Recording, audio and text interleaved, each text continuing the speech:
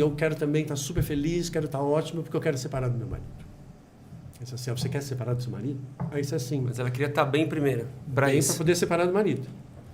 Aí eu disse assim, mas eu não vou poder te ajudar a você ficar bem para você se separar do seu marido. Ela disse assim, mas por quê? Porque você não está casada com o seu marido.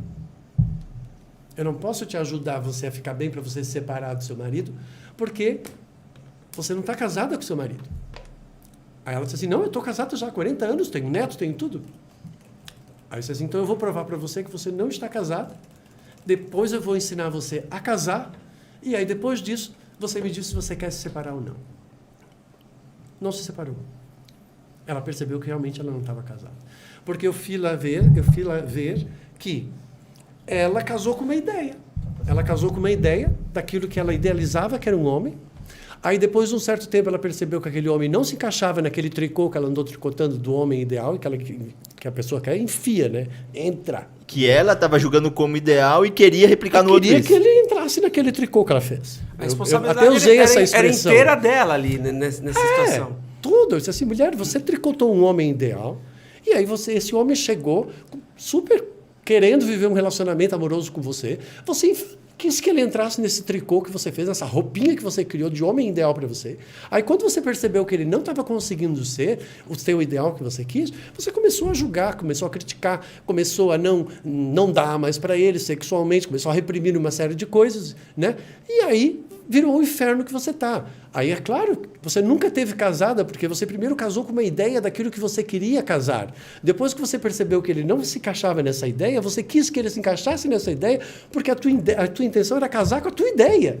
Aí, depois, quando você viu que ele não ia mais se encaixar nessa tua ideia, você fez ele se sentir culpado, porque ele não estava conseguindo ser aquilo que você queria que ele fosse. Mulher, você é um inferno.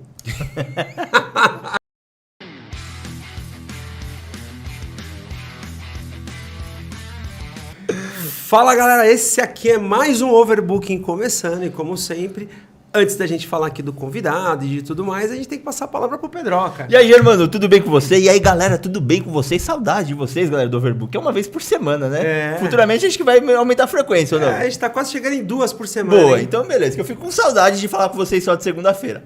Galera, antes de tudo, antes de iniciar, vamos falar sobre as redes sociais. Então se inscrevam ali no nosso canal do Instagram, no TikTok e também principalmente lá no nosso canal do YouTube, do Spotify, porque os episódios saem toda segunda-feira às 17. Fechou?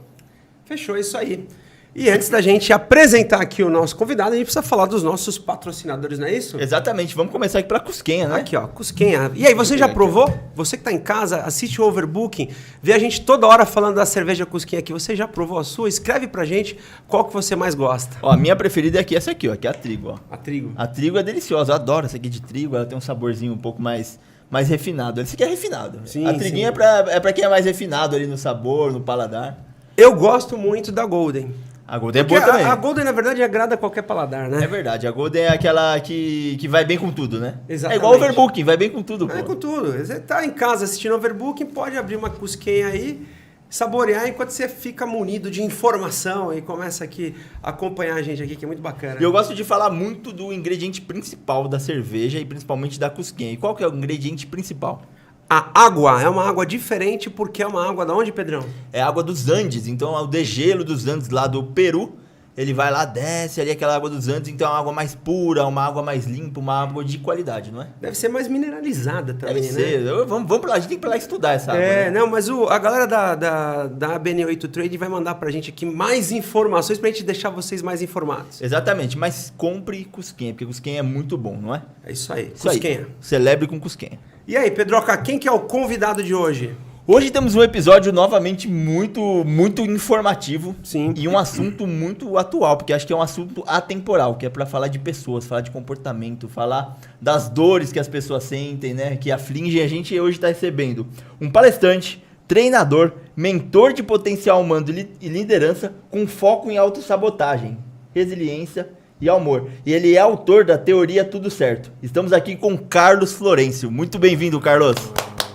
Obrigado pela oportunidade. E é isso, né? Vamos falar sobre as crises humanas. Exatamente. Carlos, quando eu vi aqui a biografia e falei ali, ó, foco na autossabotagem. Cara, o ser humano, ele é impressionante a o quanto que o ser humano pratica autossabotagem, né?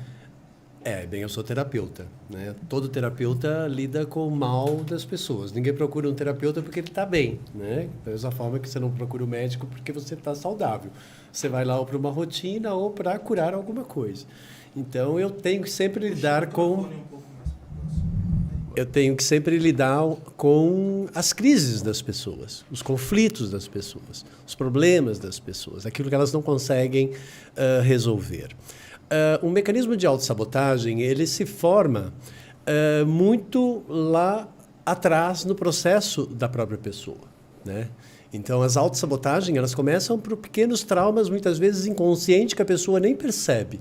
Basta ser um ser humano para você já ter algum tipo de trauma. Não existe ser humano que não tenha nenhum trauma mal resolvido. O primeiro dos traumas que eu identifiquei dentro da minha pesquisa sobre o desenvolvimento do potencial humano é que todo mundo, sem exceção, e vocês vão concordar comigo, todo mundo tem medo de ser rejeitado e todo mundo quer ser aprovado. Sim. Então, as pessoas, elas não querem ser reprovadas e elas querem ser aprovadas.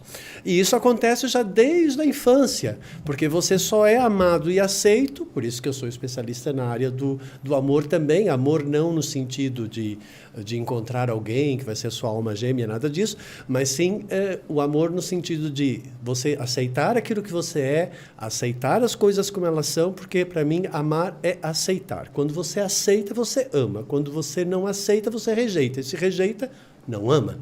Né? Então, funciona dentro de uma lógica.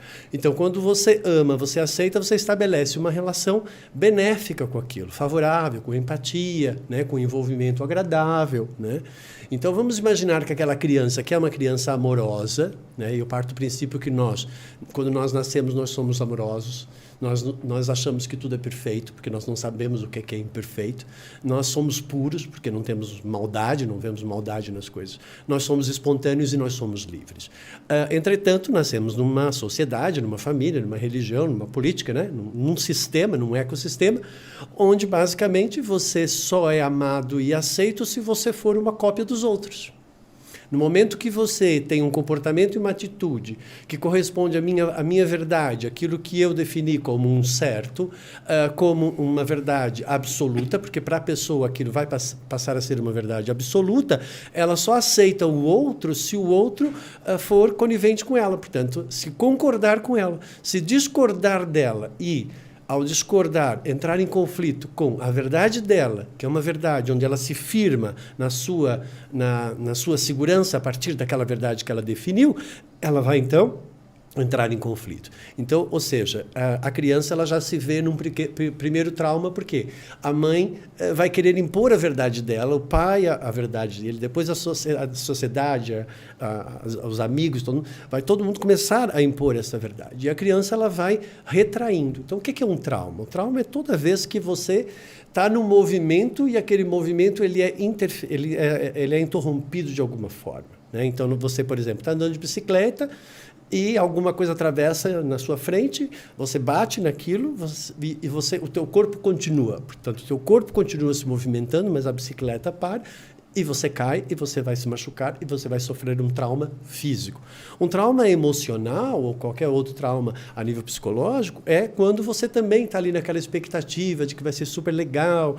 Né? Então, tem um caso, por exemplo, de um paciente meu que ele fez uma flor, pintou uma flor. Ele achou que aquela flor estava maravilhosa. E ele chegou para entregar para a mãe dele. Quando ele chegou para entregar para a mãe dele estava ocupada fazendo o almoço e ela não deu muita bola. E aquilo traumatizou ele. Umas simples cenas como aquela, ele passou a vida toda sem saber que tudo que ele fazia para agradar os outros. Porque ele queria resolver aquela pequena cena que ficou ali, é impressionante. E isso é de criança, isso aconteceu quando ele era criança. Ele é criança, tinha 7 anos de idade. Então, ou seja, ali já ficou um trauma. Naquele momento que ele pensou que ele ia expandir, ele retraiu. Toda vez que você tem aquela sensação de que você vai e murcha, isso é um trauma, né? Tem pessoas que são acostumadas a viver relacionamentos assim, né? Nossa, acho que agora vai dar certo e... elas viram o efeito gaita, que eu chamo. Vai. Tá sempre assim. Eu acho que agora eu vou conseguir o meu trabalho, a minha satisfação. Agora eu acho que... tudo isso são pequenos traumas que a gente vai sofrendo. Por quê?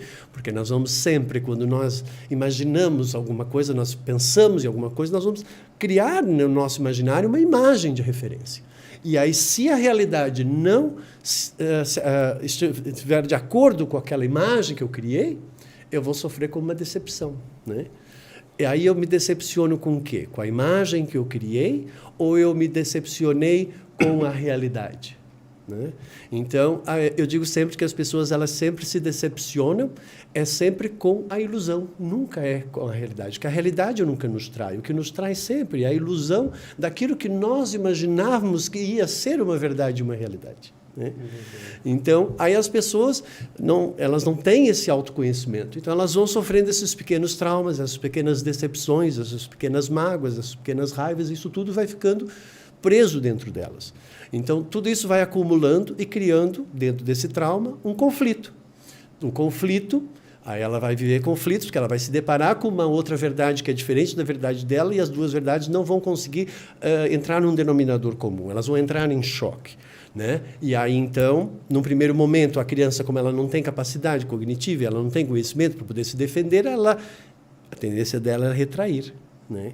Aí chega na adolescência, ela está fazendo a formação da personalidade dela, que é o terceiro setênio, dos 14 aos 21, aí ela resolve ir contra os pais, né? Por isso que normalmente, por quê? Porque ela está na formação da personalidade dela. Como ela está na formação da personalidade dela e ela não quer mais ser reprimida, porque ela foi reprimida até os 14, ela quer ser do contra. Por isso que ela vai ser do contra, vai falar ao contrário daquilo que os pais querem, do que a mãe quer. E aí então ela começa com um processo meio de reatividade. Né? Ela fica reativa, entra no mecanismo de defesa, não quer ouvir ninguém, ela começa a querer defender a sua verdade. Isso tudo já são pequenas formações de mecanismos de autossabotagem, que eu já vou explicar um pouquinho melhor para vocês poderem entender.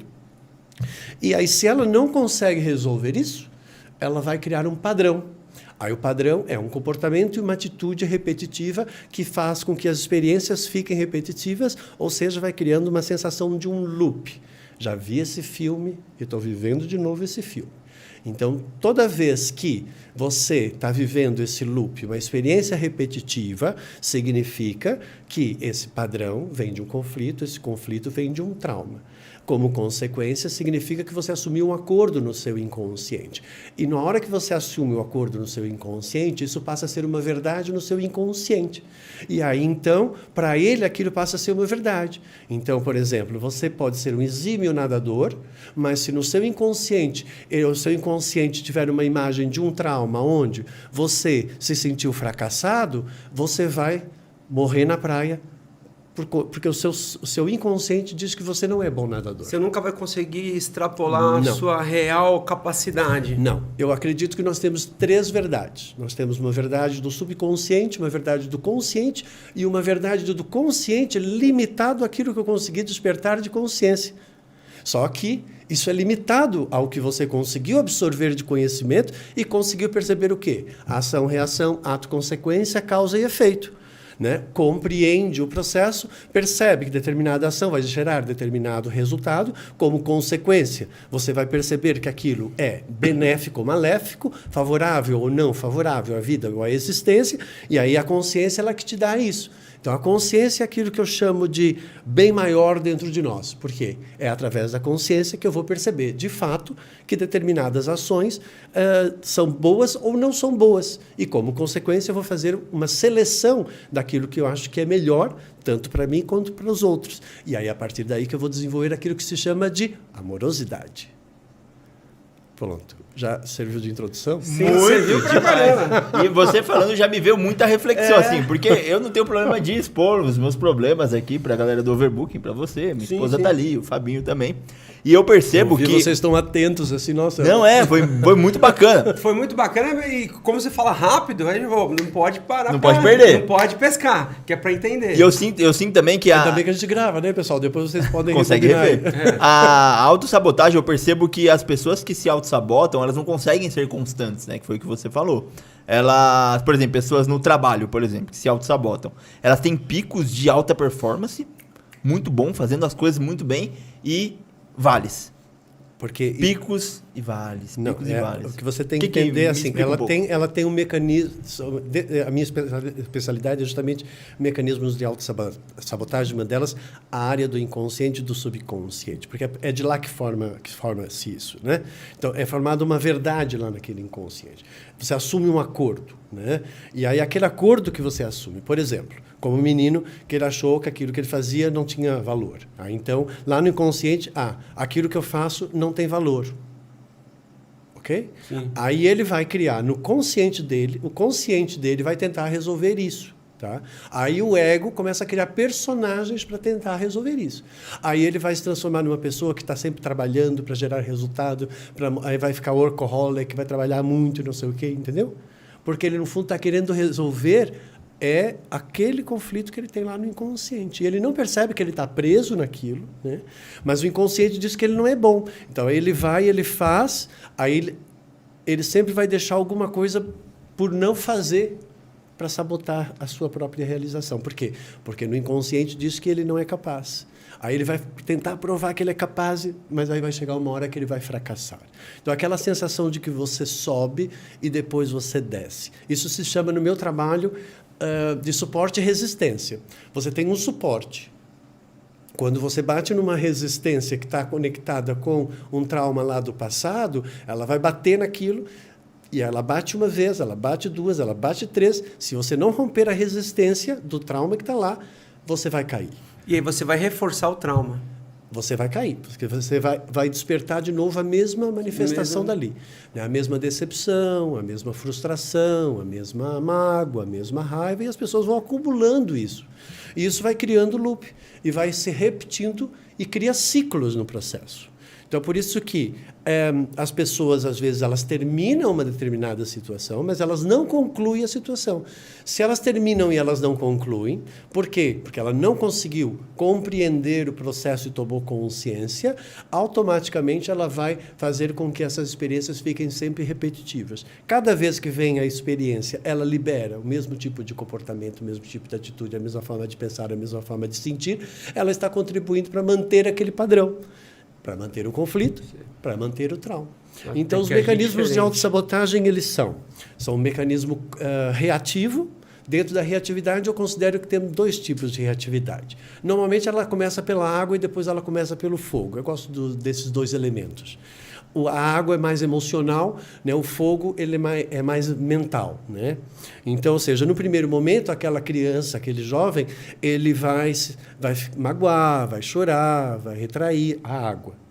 Aí depois ele fica reativo, é fogo, ele vai brigar, ele vai querer defender o seu território, ele vai querer defender a sua razão, ele não vai aceitar, às vezes, o que os outros estão impondo.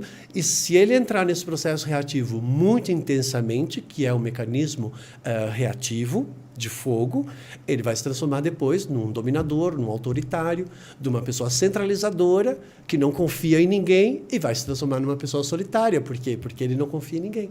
Porque ele precisa o tempo todo estar no controle, no domínio, para ele estar se sentindo seguro. Por quê? Porque ele se sentiu muitas vezes inseguro ao longo da vida dele.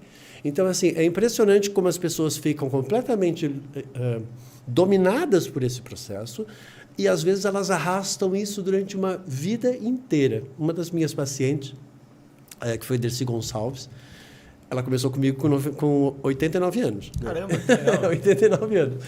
E tem até um vídeo lá no meu canal do YouTube, tem lá no programa do Amaury Júnior, que a gente fez o especial de Natal, que ela disse que ela aprendeu a amar comigo.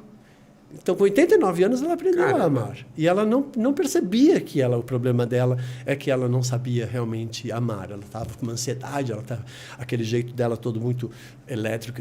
Era falta de amor. E aí eu fiz um trabalho muito legal de perdoar lá a infância, uma série de coisas que ela fez. Liberei esses padrões do inconsciente, porque eu acabei desenvolvendo uma técnica que rompe com esses mecanismos de autossabotagem de uma forma muito rápida, né? Porque dentro do meu estudo, eu sou formado em psicossíntese lá em Londres, né? Fiz também artes, porque eu gosto muito da parte artística da questão, até pela minha própria família, que são artistas. Meu pai era radialista, hoje eu também sou radialista. Sim. Tenho um programa na rádio há 14 anos. Né? E eu sempre gostei dessas duas vertentes, tanto da arte como da terapia. E quando eu fui para Londres, eu fiz esses 2 cursos que eu queria fazer. Mas eu percebi que eu precisava criar alguma coisa que fosse mais rápida. Por quê? Porque como eu viajava muito, depois fui para Portugal, morei 10 anos em Portugal, foi lá que eu fundamentei, né, a minha metodologia, logo quando eu cheguei, depois que eu saí da Inglaterra. E aí eu precisava criar, porque eu viajava muito, eu precisava criar alguma coisa para deixar para meus clientes até a próxima consulta, né? Algum material. Aí eu comecei a gravar na época da fita cassete. Eu sou da época da fita cassete. O Germano também é. Não, mas eu também. Eu sou da época da fita cassete. Não, eu tô brincando, eu sou também. Então era dramático, porque você não podia errar a fita cassete. Se você erra, não tem como. Você vai embora, né? É aquilo mesmo. Aí eu comecei a gravar uns exercícios na fita cassete, narrando uma determinada história de acordo com aquilo que eu tinha analisado no meu cliente, que eram os traumas, das experiências e tal. Eu fiz uma espécie de pequeno filme narrativo, com princípio, meio e fim, e com os personagens que eu fui identificando que cada um tinha. Mas fiz de teste só. Mas isso ele era específico, uma fita para cada paciente? Para cada paciente. Entendi. Então, assim, por exemplo, sei lá, a pessoa tinha tido... Eu fazia uma avaliação lá dos traumas, dos conflitos que a pessoa tinha, eu juntava aquilo tudo, formatava aquilo em blocos, né? E condensava aquilo. E comecei a fazer uns exercícios gravados assim. Eu sou um dos precursores da meditação criativa, né? Eu comecei lá no final dos anos 80, né? E aí eu comecei a dar essas meditações reflexivas, imaginativas, onde a pessoa tinha que fazer de olhos fechados, deitada ou sentada, e ela fazia aquela vivência daquilo. Foi impressionante, porque as pessoas começaram a replicar aquele exercício 1 vez, 2 vezes por dia, e elas começaram a me dar o feedback disso, o retorno disso. E a vida delas começou a se transformar muito rapidamente. Aí eu disse assim, nossa, eu descobri aqui uma técnica legal de romper com mecanismos de autossabotagem, com traumas e com conflitos que estão presos no inconsciente. E isso foi a base da minha metodologia do PH Vida. Aí onde eu estou trabalhando o quê? Essa base que vai criar aquela resistência que eu falei, né? Então, ou seja, para mim não existe uma cura integral da pessoa se você não vai curar todo o processo dela, né? Eu não posso ensinar uma pessoa magnificência em liderança pessoal, né? Uma pessoa a ser líder, se ela está sendo liderada, comandada e controlada por um trauma, por um conflito, por um padrão que está gerando problemas nela, porque às vezes ela pode ter dinheiro, mas ela é solitária. Às vezes ela pode estar casada, mas ela não tem dinheiro. Portanto, às vezes, todo mundo tem alguma brecha aí, né? Que eu chamo de brecha dentro do processo. Não existe a pessoa psicologicamente perfeita? Não, tudo é perfeito. Eu não acredito no imperfeito. Tudo está perfeito para aquela pessoa. Se eu comparar comigo, talvez eu considere que ela não está no mesmo nível que eu. Tá? Eu sou uma pessoa completamente contra a questão da discriminação. Tá? Porque, para mim, discriminar é você definir que a sua capacidade é muito limitada. Né? Que o seu conhecimento é muito limitado e que você é uma pessoa ignorante. Não, mas eu vou refazer a pergunta. Talvez eu tenha feito a pergunta da forma errada. Não, existe... todo ser humano tem algum trauma? Existe a pessoa que não tem nenhum trauma? Impossível. Basta ser ser humano para você ter trauma. Entendi. Porque ser um ser humano já é nascer no caos. Porque a nossa sociedade é caótica e você sabe muito bem disso. A nossa sociedade é uma sociedade que ela discrimina, é uma sociedade que tem na forma da estrutura mental do ser humano, ele já é um sabotador por natureza.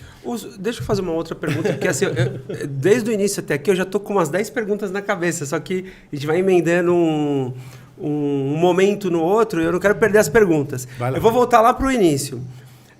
Todo pai...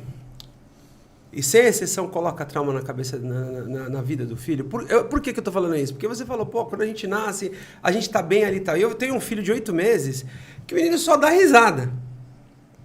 Porque ele é puro, perfeito, amoroso, espontâneo e livre. Exato. Isso são 5 qualidades que pertencem à nossa essência, que nós nascemos assim, que nós vamos perdendo ao longo da vida.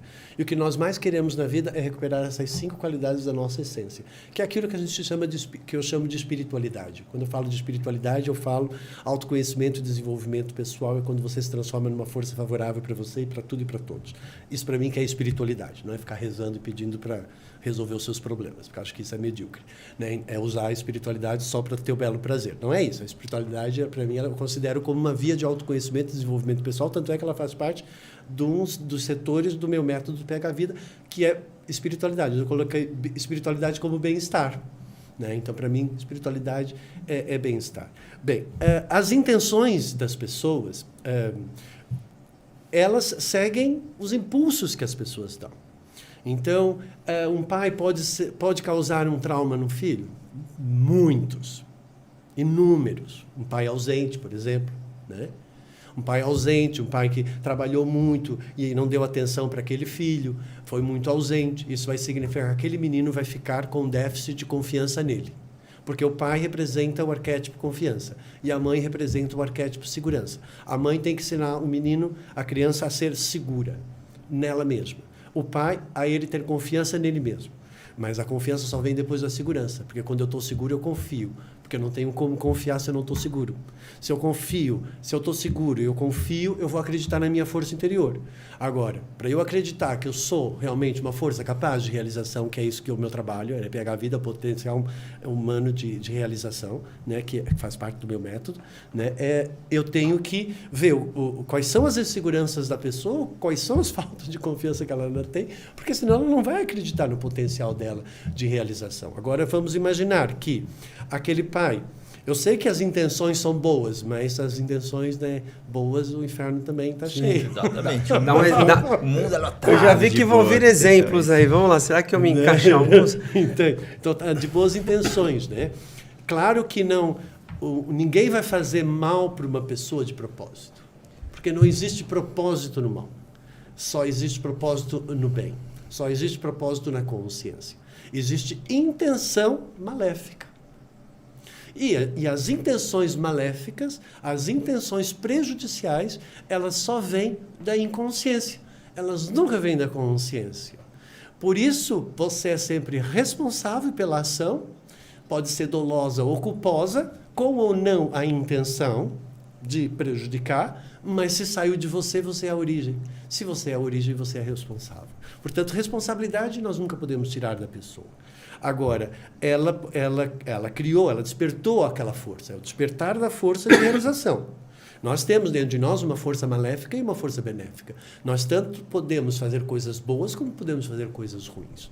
Nós não temos, o ser humano não nasce com a consciência do bem e do mal.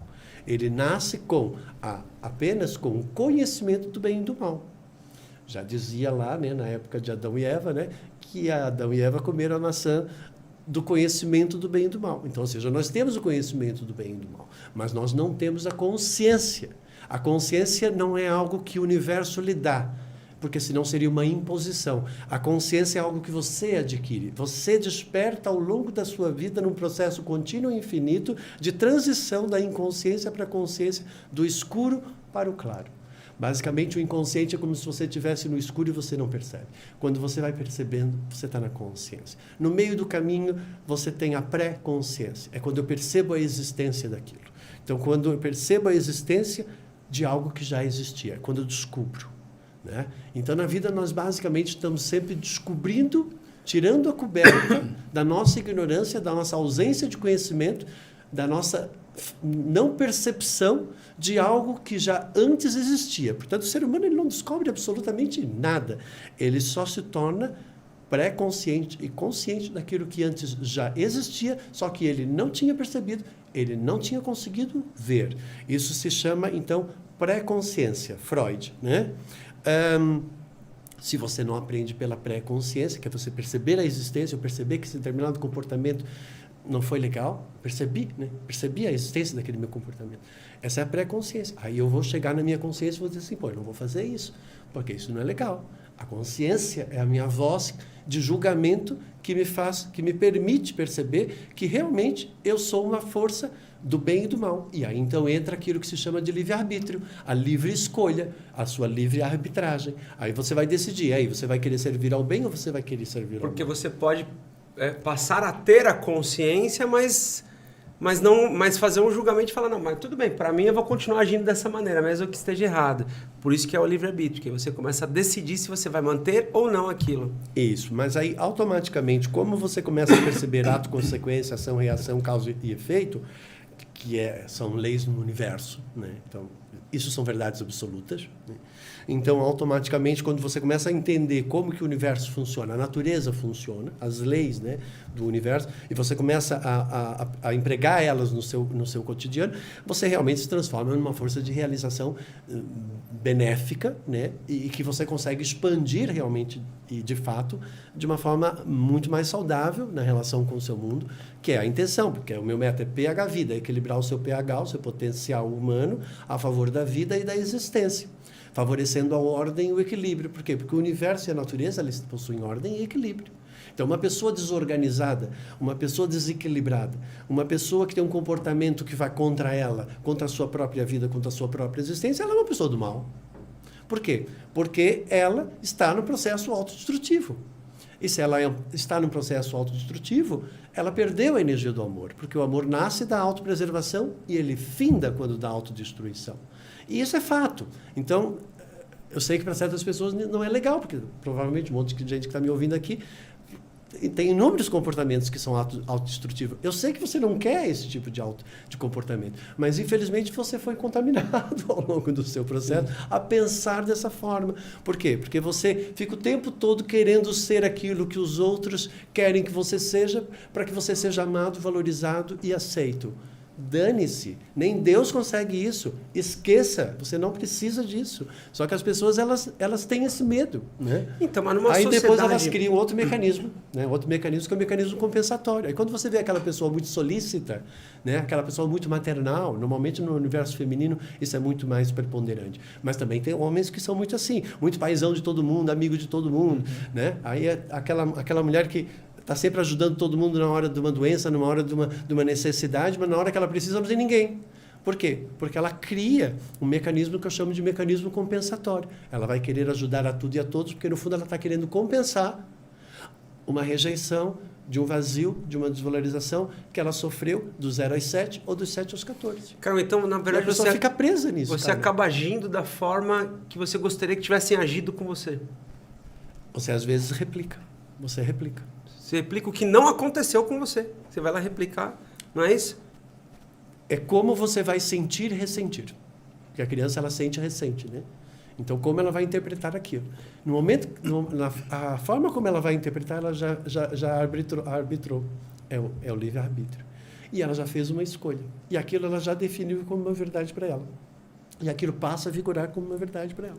E essa verdade, se for numa época inconsciente, que é dos 0 aos 21 anos de idade, porque dos 0 aos 21 anos de idade são 21 anos para o nosso cérebro estar formado. Portanto, tudo que você faz até os 21 anos de idade, você não é maior de idade, você não está consciente e você não agiu com consciência. Você agiu com intenção de acordo com as influências do meio. Porque você, enquanto força, você influencia o meio e o meio também te influencia. Você permite ser influenciado. Tudo passa-se por uma permissão. Então, se aquele pai, de repente, fala alguma coisa e aquela criança sente, ressente, faz uma arbitragem e ela define e ela escolhe que ela não tem valor, ela escolheu. Inconscientemente. Ela vai carregar aquilo pro resto da vida dela. É engraçado. Entendeu? Que você falou a parte dos pais. Eu como pai ou um outro pai, ele vai gerar traumas no filho? Claro, porque imagina só um padrão acontecendo. O pai, ele vem que o avô criou ele, o avô tinha traumas, passou esses traumas e reforçou outros traumas pro pai. O pai não consegue curar esse trauma, ele repassa os traumas dele, o que ele tinha de ressentimento do anterior, pro filho. e vira um ciclo vicioso. E se não existe essa quebra, eu acredito que isso vai piorando cada vez mais. Eu chamo de referências genéticas, né? Então você vai olhar que aquele comportamento da pessoa, geneticamente ela vem do pai e da mãe. Portanto, ela vai trazer a genética do pai e da mãe, então ela já vai ter uma influência dali, daquelas duas forças que estão ali, na própria genética dela. E aí a criança sempre vai escolher um dos dois personagens, aquele que mais se adequa, que ela acha que ela vai conseguir sobreviver mais. Por quê? Porque nós temos no nosso inconsciente uma das forças que nos rege e que está no nosso inconsciente que a gente não percebe, que é a lei da própria natureza, que é sobreviver e manter a sobrevivência. Então, a gente vai perceber o que é que eu vou conseguir sobreviver e manter a minha sobrevivência, esse comportamento autoritário do meu pai, aquela mãe lá está sofrendo, eu vou ficar igual a ele, porque eu prefiro ficar igual a ele do que ficar igual a ela sofrendo, né? Ele pode fazer essa interpretação. Ou ele pode ficar com pena da mãe, aí ele se junta à mãe e aí ele fica contra o pai. Aí, essa mulher que ficou junto com a mãe e que ficou contra o pai, ela vai casar com um outro homem exatamente igual ao pai. E ela vai ficar contra todos os homens da vida dela e ela vai ter filho. E o filho também vai ficar contra ela. Porque ela tem um padrão. É impressionante como replica isso. Entendeu? Entendi. É fascinante. Eu entendi. É verdade. Esse exemplo que você deu da mulher, que casa com um homem exatamente igual ao pai, e ela se coloca na posição de vítima, né, igual à mãe. A gente entrevistou um neurocientista aqui, o William Borghetti, e ele deu um exemplo esses dias na rede social, falando disso. Cuidado quando você fala que você tem o dedo podre para escolher homem, né? Ele deu o exemplo da mulher. Uhum. Porque você vai ficar falando isso pro seu subconsciente, você vai acabar encontrando qualquer um. Você vai reforçar aqui. E aí, quando der errado, você vai falar, tá vendo? Eu tenho o dedo podre para escolher homem. E você vai só cada vez reforçar mais.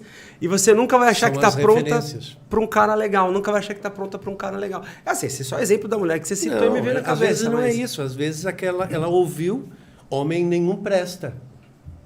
Ela ouviu. Quando ela era criança, que homem nenhum presta. Homem nenhum presta, não sei o que, homem mente, homem é enganador. Aí ela fica com aquela memória dali. Aí cada vez que ela olha para um homem, ela já acha que ele vai ser aquilo. Então isso também se replica. Às vezes é aquela mãe que foi mal amada e que passa essa energia para aquela filha e aquela filha vai replicar esse mesmo processo, ou às vezes até o contrário. Né? Porque aí nós podemos ter um filho homem, por exemplo, que se identifica mais com a mãe, então ele vai ser um homem mais banana mais lá para frente. Um homem sem atitude, é um homem que vai se fazer de vítima, aí ele vai procurar uma mulher mais yang, mais masculina, ela que vai trabalhar, ela que vai ser a controladora e ela que vai ser o homem da relação.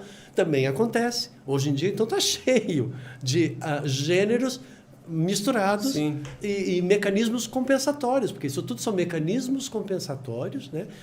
Condicionantes e limitativos, né? Então nós temos limitativos, condicionantes, né? Reativos, e reativos nós temos do fogo e do água.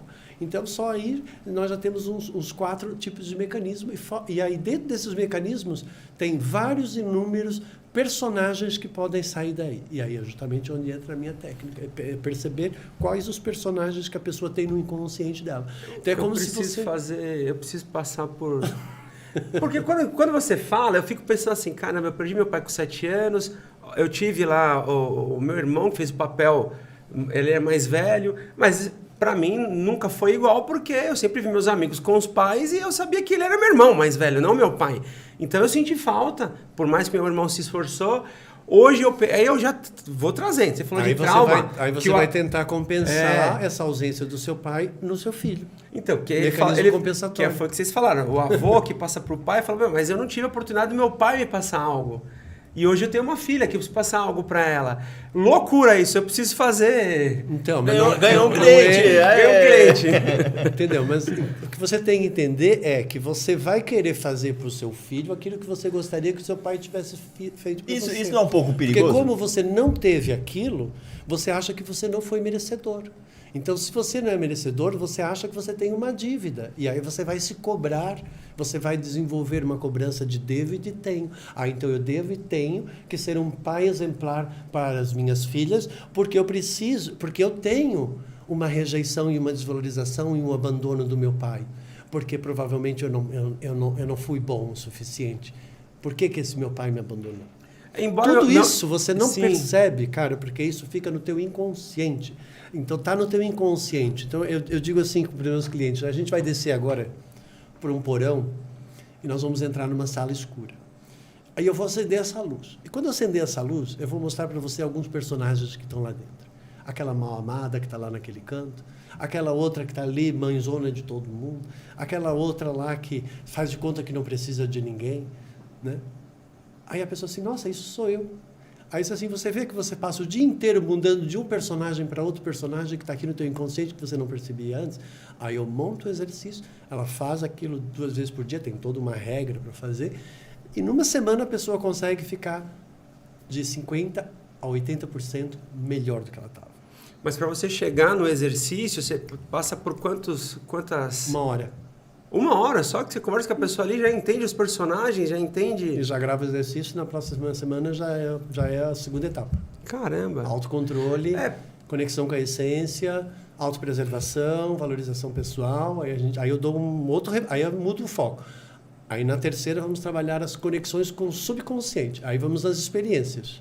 As experiências que você viveu. Aí eu pego nas experiências, vou lá e bloqueio, quebro, destruo, substituo e coloco no mesmo lugar. Aí a pessoa já não consegue mais acessar aquilo. Porque ela Você pega... tira e coloca. Coloca. Agora, deixa eu fazer uma pergunta. Por exemplo, você citou lá... Tudo é uma estrutura, né? Legal isso. Você já pensou? Usado pro mal, cara? Né? Parece Inception, Tem aquele... gente que usa. Parece Inception, Não né? tem dúvida, tem gente que usa. Tem gente que usa mesmo. Tá. Mas outra coisa que fiquei curioso aqui. Você fez aquele comentário. Foi no caso do meu pai e tal. Você falou, ó, você não acha que não é merecedor, o teu pai te abandonou. É que no meu caso, meu pai faleceu. Então, eu sempre tive... Mas, querendo ou não, é um É a mesma- abandono. É isso que eu ia te perguntar. Se é a mesma coisa na Por cabeça de uma que, criança. que o meu pai me deixou, faleceu e por que, que o pai do meu amigo não faleceu? Porque Porque você vai se comparar. Sim. Porque você aprende desde criança a fazer uma das coisas que eu acho mais maléfica na estrutura do ser humano, que é Comparação. o julgamento comparativo. Porque é no julgamento comparativo que nasce a discriminação, a intolerância, a rejeição, porque eu só aceito aquilo que está dentro daquilo que eu acho e julgo que é o certo, que é o correto.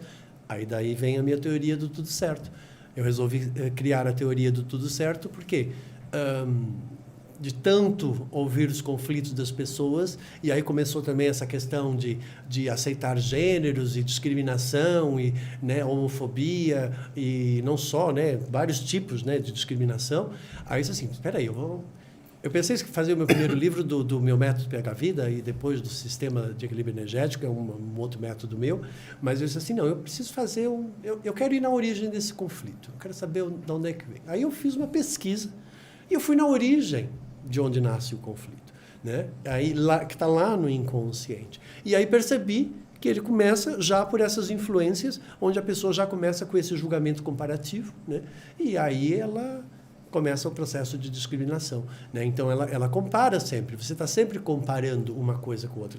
Então no momento que você compara, né? Então você vai dizer que isso aqui é bom, isso aqui é ruim. Então vamos imaginar que eu tenho essa xícara daqui, que é muito bonita até aí do podcast. Obrigado. E eu vou imaginar que eu tenho aqui um copo de plástico, né? Eu vou dizer assim, pô, esse copo de plástico não presta, essa caneca aqui é que presta. Por quê? Porque, para mim, eu criei um outro sentido para essa caneca. Eu quero uma caneca bonita para eu tomar água. Mas eu esqueci do sentido, que é só tomar. Eu quero Só recipiente para tomar água. Recipiente para tomar água funciona esse daqui, funciona esse daqui. O problema é o julgamento comparativo, você vai criar outros sentidos, né?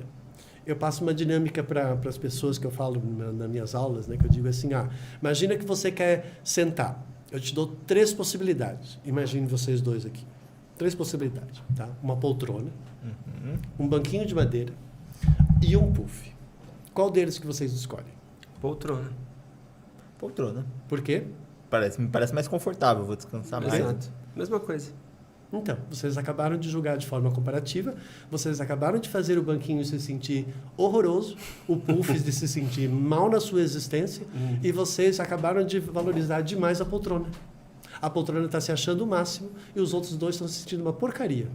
Imagina que é Pedro, João e Manuel. Você acabou de fazer Pedro e João se sentirem péssimo e Manuel se sentindo o máximo. Por quê? Porque Manuel é mais confortável. Eu não falei que era mais confortável. Eu falei sentar. O confortável você que criou. Exato. Você criou um duplo sentido. A partir daí você discriminou os outros dois. E aí piora quando os três são irmãos, imagina. Você percebe que É verdade. Imagina se esses três são irmãos, então. 3 irmãos. Ah, porque João, o teu irmão tirou umas notas ótimas. A mãe fala isso.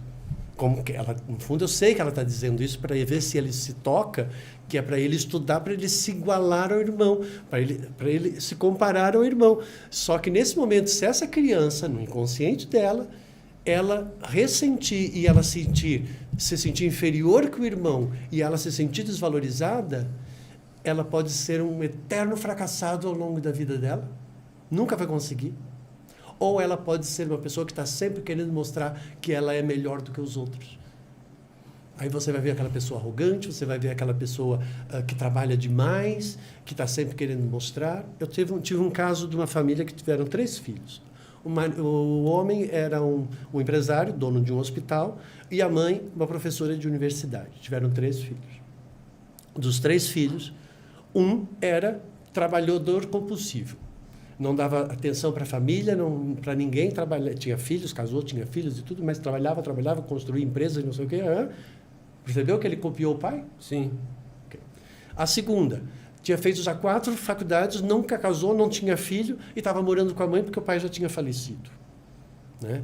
E sempre estudando com autoconhecimento, porque ela queria provar para a mãe que ela era tão inteligente quanto a mãe. Sem ela perceber, porque estava lá no inconsciente dela. O terceiro, maconheiro, rebelde, teve uma mulher, fez um filho, a mãe é que sustentava, e ele ainda queria a herança do pai, e mais a herança dela antes mesmo dela morrer. O rebelde. Ele queria mostrar que era melhor que os 2 primeiros irmãos. Rebelde. Então, você imagina que da mesma raiz saíram 3 brotos completamente diferentes, com personalidades completamente diferentes, porque cada um fez uma leitura. Os 3 estavam se sentindo desvalorizados, os 3 estavam se sentindo rejeitados, os 3 estavam sentindo que não tinham atenção dos pais. Aquele lá resolveu trabalhar para mostrar que ele era tão bom quanto o pai, para ver se conseguia aquela atenção. A outra estudando para ver se conseguia atenção. E o outro disse, eu não quero atenção de ninguém. Era um rebelde. Ele foi do contra. Porque a rebeldia é sempre quando você é de contra de tudo e de todos. Né?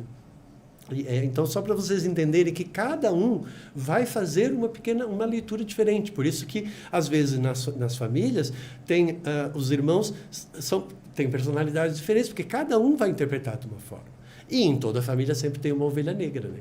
Porque é aquela que mais precisa ser amada, mais precisa ser valorizada, é a mais rebelde, porque é aquela que sentiu de uma outra forma os efeitos. Ela resolveu não ceder, né? Porque tem pessoas que cedem, né? Se adaptam àquilo e assim vai. Né? Então, são inúmeros os casos que a gente pode descrever de como você pode interpretar isso, como isso pode traumatizar, como isso pode criar um mecanismo de autossabotagem e te aprisionar e você passar por uma vida inteira sem você conseguir resolver uma situação dessa. Uma mulher, por exemplo, uma vez, ela chegou para mim e disse assim, a minha amiga veio fazer uma terapia contigo, ela está maravilhosa, está ótima, está super feliz, e assim, eu quero também estar super feliz, quero estar ótima, porque eu quero separar do meu marido. Eu disse assim, você quer separar do seu marido? Aí eu disse assim... Mas ela queria estar bem primeiro, para isso. Para poder separar do marido. Aí eu disse assim...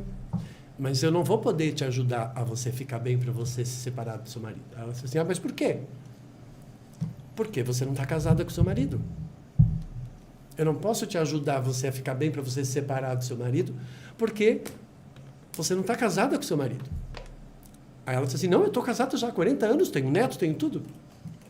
Aí eu disse assim, então eu vou provar para você que você não está casada, depois eu vou ensinar você a casar, e aí depois disso, você me diz se você quer se separar ou não. Não se separou. Ela percebeu que realmente ela não estava casada. Porque eu fui lá ver que ela casou com uma ideia. Ela casou com uma ideia daquilo que ela idealizava, que era um homem. Aí, depois de um certo tempo, ela percebeu que aquele homem não se encaixava naquele tricô que ela andou tricotando do homem ideal, que a pessoa quer, enfia, né? Entra. Que ela estava julgando como ideal e queria replicar no outro. Queria que ele entrasse naquele tricô que ela fez. A responsabilidade até usei essa expressão. Era inteira dela ali, nessa situação. Tudo. Eu disse assim, mulher, você tricotou um homem ideal, e aí esse homem chegou super querendo viver um relacionamento amoroso com você, você quis que ele entrasse nesse tricô que você fez, nessa roupinha que você criou de homem ideal para você. Aí quando você percebeu que ele não estava conseguindo ser o seu ideal que você quis, você começou a julgar, começou a criticar, começou a não dar mais para ele sexualmente, começou a reprimir uma série de coisas, né? E aí virou o inferno que você está. Aí é claro, você nunca teve casada porque você primeiro casou com uma ideia daquilo que você queria casar. Depois que você percebeu que ele não se encaixava nessa ideia, você quis que ele se encaixasse nessa ideia porque a tua intenção era casar com a tua ideia. Aí depois, quando você viu que ele não ia mais se encaixar nessa tua ideia, você fez ele se sentir culpado porque ele não estava conseguindo ser aquilo que você queria que ele fosse. Mulher, você é um inferno.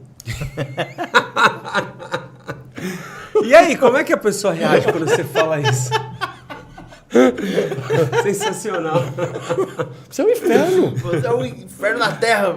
Sim, sim. Mas, coitado do cara, né? Como é que eu falo? Eu falo exatamente assim. Não, você é um sim, inferno. mas como é que a pessoa reage?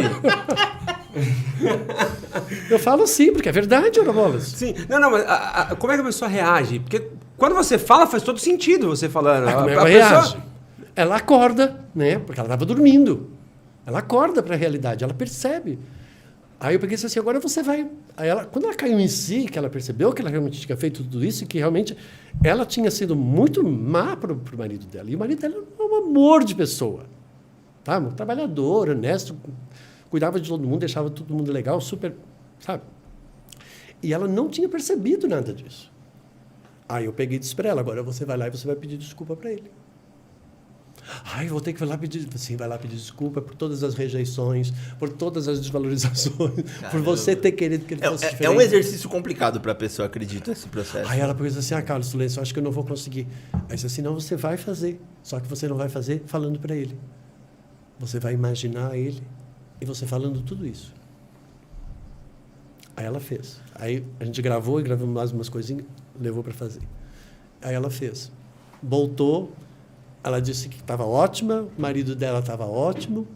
Ela começou a agradecer. Aí eu dei mais umas dicas. Começa a agradecer, começa a fazer ele se sentir valorizado. Fui dando várias dicas para ela fazer. Ela foi fazendo isso. Aí ela disse assim, nossa, ele se transformou numa outra pessoa. Ele é agora aquele cara que eu queria ter casado. Porque ela passou a enxergar ele de forma diferente. Talvez ele passou a reagir para ela também de forma diferente, vendo que ela mudou, né? Exato, porque, por exemplo, a pessoa chega para mim, o meu marido está muito diferente, meu marido está muito agressivo. Para de rejeitar ele. Como assim eu estou rejeitando ele? Você está rejeitando ele. Porque você está definindo que ele é muito agressivo. Com isso, você vai ficar agressiva com ele.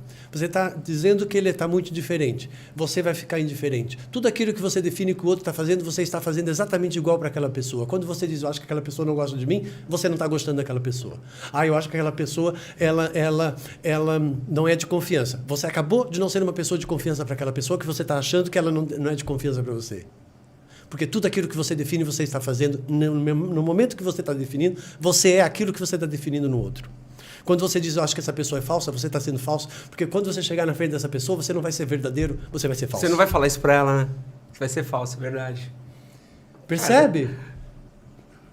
É muito impressionante como o ser humano não se conhece. Eu vou falar uma coisa na tua frente para depois não falar que eu sou falso. Você é maluco. Não, eu tô falando maluco no melhor dos sentidos, porque tudo isso faz sentido quando a gente ouve ele, né? Falando. Perfeito. E você prova pensar, caramba, como é que o cara tem tanta informação a respeito do ser humano na cabeça dele, né? Mas eu acho sensacional.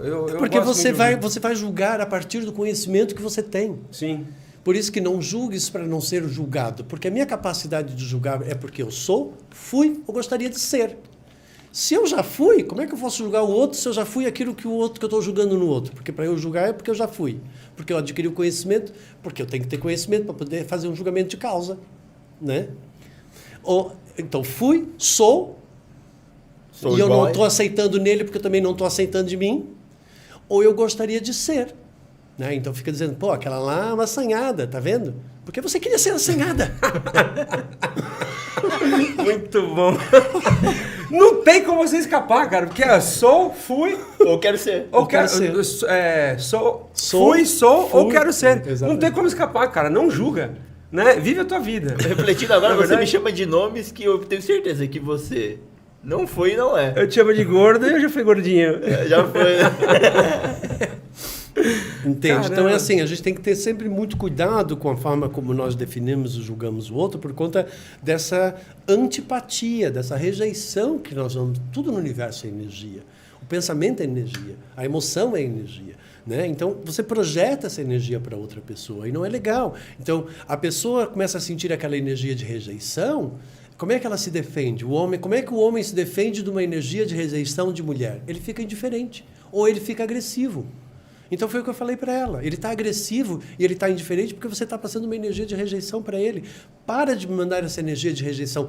Para de desejar que ele seja diferente. Para de imaginar que ele tem que ser diferente. Para de criticar e julgar ele. Comece a amar e aceitar exatamente como ele é, que você vai conseguir transformar esse homem num homem legal na sua vida. Porque quem não está sendo legal com ele na sua própria vida é você mesma. Você que está destruindo todo o processo. Porque se você está mal, você é o mal. Não é o outro. Carlos Florencio, eu tenho uma pergunta que eu sempre quis fazer. Para a pessoa que conhece tudo de psicologia, assim como você conhece, e várias outras áreas. Quando você está conversando com qualquer pessoa no seu dia a dia, acabou de conhecer a pessoa, você está analisando, você analisa essa pessoa? De forma alguma. Não, nunca, não. Mas não é mesmo, não, eu sei, mas mesmo que... Involuntariamente. Não existe essa possibilidade. Não, você não consegue, não é que você não consegue, você não existe essa você fala, não vou fazer e não faz. Não existe essa Porque eu acho que eu ia ficar o dia inteiro falando, mas esse cara... Eu ia ficar analisando. Então, eu acho que as pessoas analisam muito mais eu do que eu analiso elas. Eu Entendi. analiso quando a pessoa está na minha frente, ela me contratou para eu fazer um trabalho de análise dela e identificar os padrões, os conflitos, os traumas, né, os mecanismos de autossabotagem. Eu não posso ficar analisando uma pessoa, interpretando uma pessoa, julgando e definindo uma pessoa fora do meu ambiente profissional. Sim. Tá? Por quê? Porque eu vou estar criando uma energia negativa e ruim. Sim. Né? Porque e um desconforto para com a pessoa. Né? Não, então, porque... aí às vezes as pessoas dizem, você está me analisando aqui? Eu digo assim, não, você é que está me analisando agora. Você acabou de me analisar se eu estou te analisando. Entendi. E eu não estou te analisando. Não, você que está me analisando. Era uma dúvida que eu tinha, que eu falava assim. Verdade, mas faz todo sentido. Porque não, eu ela imaginei está que fosse... analisando. Eu não estou analisando ninguém, eu estou aqui curtindo. Sim. Eu não estou pensando. Eu aprendi uma coisa na vida que foi pensar muito. Eu penso muito e eu aprendi também a não pensar. Então, eu sei fazer silêncio absoluto. Eu não penso. E quando é para pensar, eu penso. Então, eu aprendi o que é paz e o que é tranquilidade. E eu também sei quando é para realmente pensar.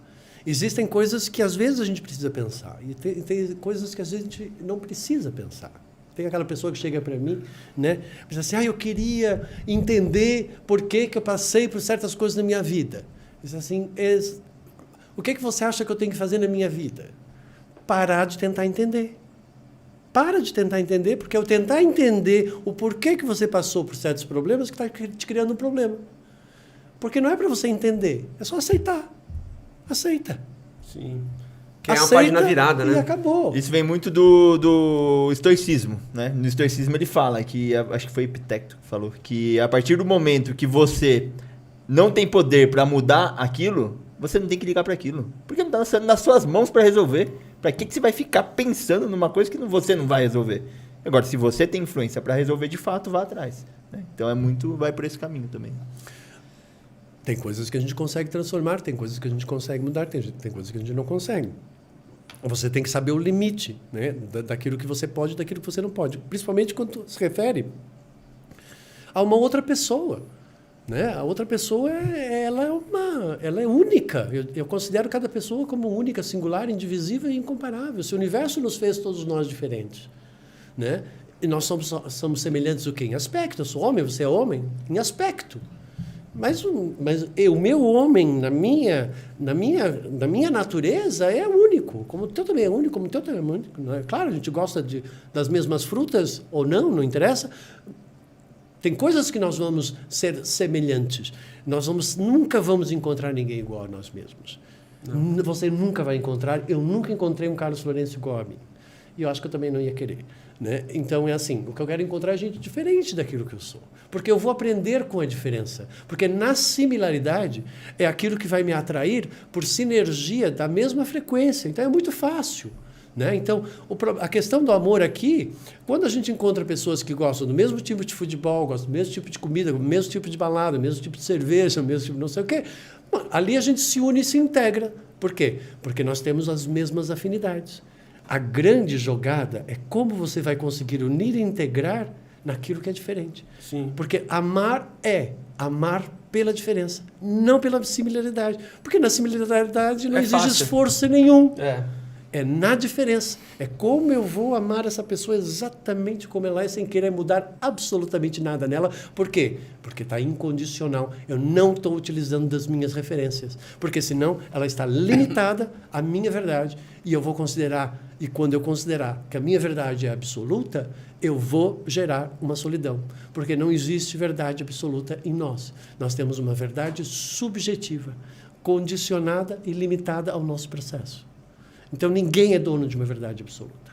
Existe uma verdade absoluta que tudo que jogar para cima vai cair? Sim, a gravidade. É uma verdade, se estivermos num planeta com gravidade. Mas a minha verdade é a minha verdade. A minha perspectiva com que eu vou ver as coisas é a minha perspectiva. É o meu certo. O meu certo está fundamentado a partir daquilo que eu defini como certo. Né? E o meu errado vai estar definido a partir daquilo que eu considero que é errado. São os meus juízos de valores.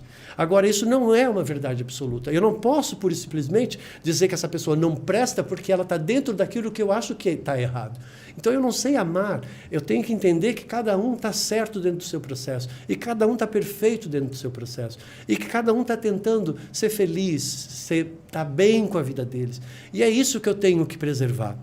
Então, eu não quero que ninguém seja minha imagem e semelhança, mesmo porque eu ainda não sou um Deus, e mesmo que eu fosse um Deus, eu não ia exigir disso, porque o próprio Deus não exige isso da gente. Sim. Ele nos deixa nós sermos como nós somos. Mas o ser humano, infelizmente, ele fica utilizando dessas referências, e aí vai criando esse monte de conflito, essa falta de amor que a gente está sentindo ultimamente na nossa sociedade. As pessoas estão perdidas, né? Muito perdidas, com uma liberdade exacerbada, uma liberdade sem critério, né? sem uma autopreservação, e uma grande solidão, né? Porque, no fundo, é uma grande solidão. Solidão essa que já existia antes dos anos 50 do século passado, onde os casamentos duravam porque uma pessoa tinha que sempre abdicar do seu eu para poder estar com a outra pessoa. Hoje em dia, depois dos anos 50 e dos anos 60, que veio toda essa era de liberdade e essa nova forma de família e tudo mais, hoje as pessoas elas precisam estar junto por cumplicidade, por sinergia, por respeito, né? Porque pela diferença, aceitando a diferença do outro. Né? Então, por isso que hoje, como as pessoas não estão mais com paciência de deixar de ser elas mesmas, então estão cada vez mais sozinhas. Então, hoje a gente vê que os casamentos e os relacionamentos não estão durando porque as pessoas não sabem estar com a outra pessoa. Né? Não sabem realmente, de fato, amar. E muitos nem tentam, né? Nem tentam. Então, aí virou tudo muito descartável, né? Vem, tem a ver com aquilo que eu quero, fica. Se não tem a ver com aquilo que eu quero... Mas você falou uma coisa, eu achei sensacional, porque tudo eu fico refletindo aqui. As pessoas dispostas a deixarem de ser elas mesmas. E essa questão de você, né, ter a sua verdade absoluta. Eu acho que quanto mais certeza a gente tem de algo, mais burro a gente é. Porque menos a gente procura verdades em outros lugares, né? E a gente atrai conhecimento pra gente de outras pessoas. Porque eu, olhando, sei lá, há 10 anos atrás, eu era muito mais certo de quem eu era, pra mim, naquele momento, há 10 anos atrás, e com isso eu fechava eu me fechava para entender outras pessoas ou para receber informação de outras pessoas. Foi o momento que eu mais entrava em conflito com a minha esposa. Porque mais solitário da tua vida. Eu tinha certeza, mas uma certeza eu era solitário com a minha certeza. Solitário. Então, e ela também, e eu vejo hoje que quando as coisas param, você fala assim, poxa, mas não me incomodo mais. Eu posso estar errado, eu posso conversar com outra pessoa, eu posso me abrir mais, eu posso dar o braço a torcer. É quando você mais cresce. É quando você mais cresce. Quanto eu mais cresci, foi quando eu me ajeitei com a minha... Não que eu tive nenhum problema grave com a minha esposa, mas... Você aprendeu tolerância, flexibilidade... Isso. Né? Você aprendeu a aceitar o outro como ele é. Então, você está desenvolvendo uma energia amorosa, porque o amor é isso. Amor não é aquela pessoa que a gente vai achar que ela vai vir e a gente vai viver para sempre num sonho. Não é isso, né? Amar tem que respeitar, tem que zelar, tem que preservar, né? Tem que dar liberdade. Tem que dar, tem que receber, né? Tem que Tem que ser uma pessoa agradável, né? Quer dizer, tem que ser uma coisa No momento boa. que eu me desconstruir e abrir a audição assim para o mundo, né? Para que as pessoas pudessem chegar mais próximas de mim, porque as pessoas chegavam próximas de mim, mas eu acho que eu era um cara fechado. E aí por mais que não pareça, porque eu sempre tive muitos amigos e tudo, mas hoje eu abri a escuta e eu percebo mais evolução em mim, sabe? Eu acho muito legal. Por exemplo... Porque provavelmente você ficou muito sozinho quando teu pai morreu e o teu irmão assumiu a postura de pai e você ficou muito fechado no seu mundo, né? E às vezes é decorrente disso. Não, eu acho que eu busquei justamente...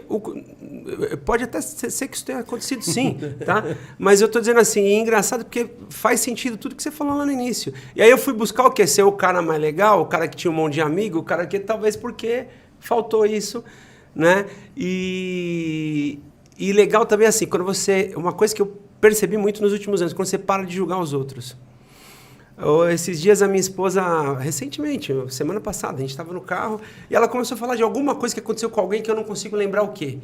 E eu comecei a pensar, poxa, mas eu também já fiz isso. Mas isso já aconteceu comigo, eu também já agi dessa maneira. Eu pensando. Aí eu falei para ela assim, legal, bacana que aconteceu isso com essa pessoa, mas vamos trazer para a nossa realidade e o que a gente pode aprender com isso? E o que a gente pode aprender com essa história? A gente faz isso também? Aí eu comecei a cutucar ela, dizendo o seguinte, legal, é importante a história da pessoa, mas vamos trazer para a nossa realidade. E aí eu percebi que ela ficou reflexiva, e eu já estava refletindo enquanto ela falava, sabe? Isso também é um exercício que tem me ajudado muito. Fala assim, legal, o problema da pessoa, não vou julgar, eu quero me julgar, para entender onde eu posso melhorar. Não, você só tem que entender que cada um está no seu processo, e o processo daquela pessoa está certo para ela.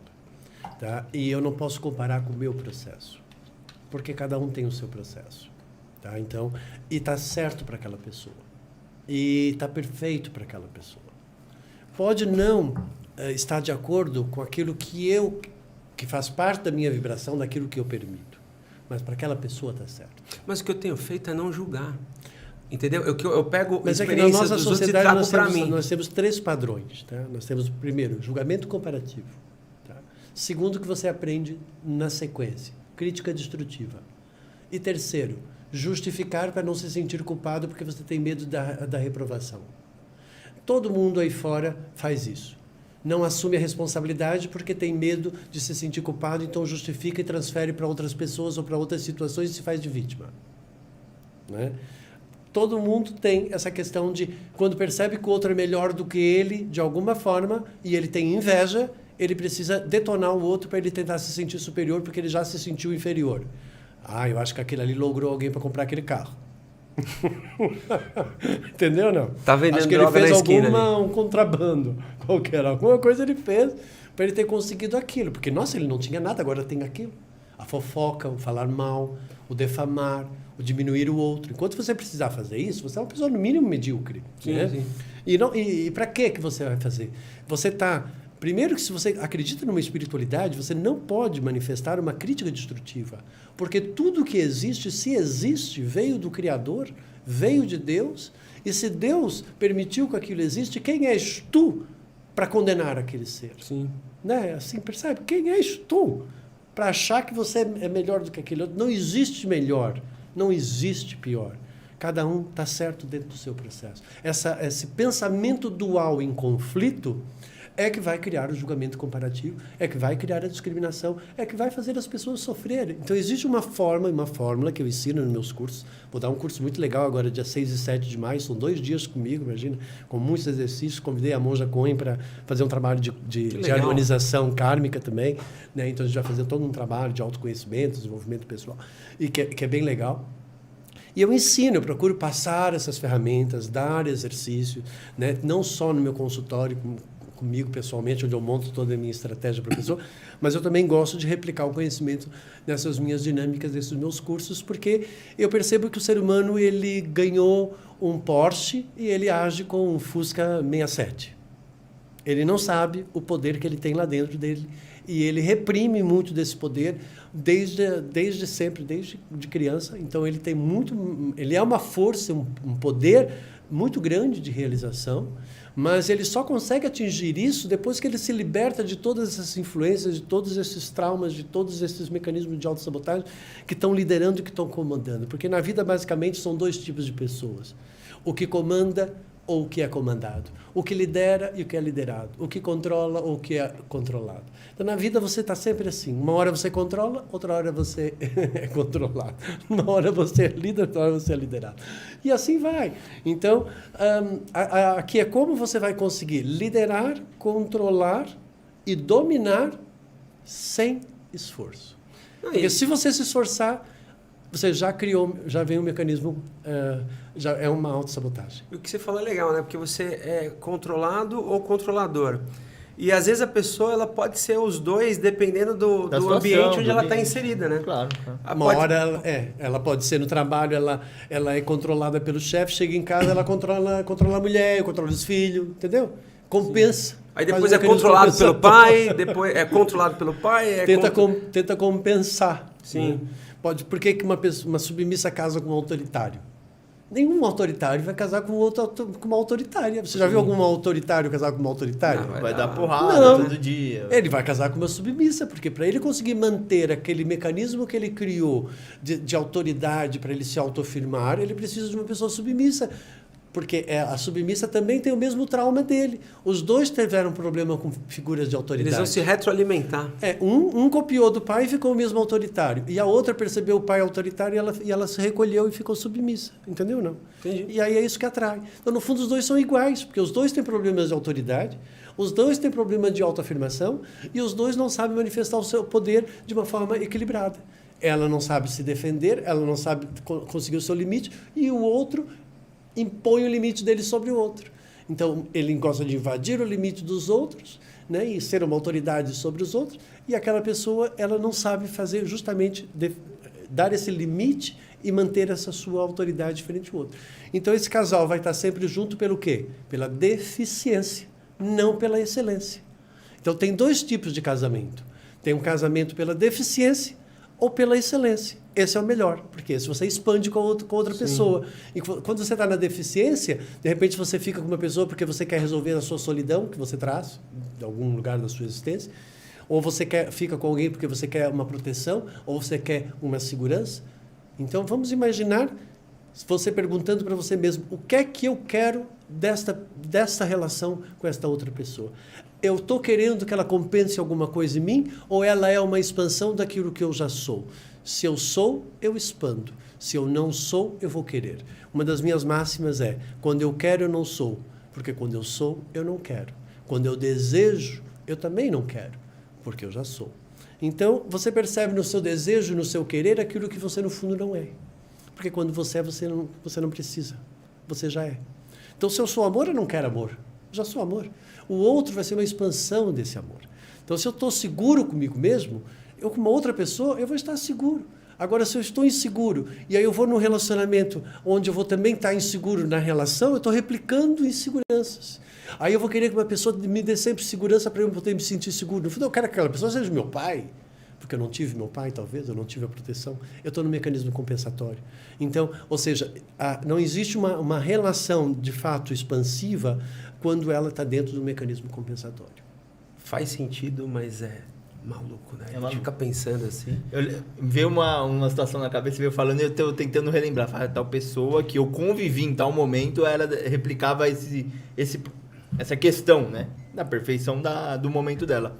E eu lembrei, às vezes tem no próprio inconsciente também, mas conclui. Eu lembrei de um líder que eu tinha, nem tá mais hoje na empresa que eu trabalho, e ele é extremamente autoritário. Todo mundo extremamente, mas era uma coisa que chegava ao ponto do desrespeito com algumas pessoas que tinham problema com a autoridade inverso, que ela aceitava essa submissão.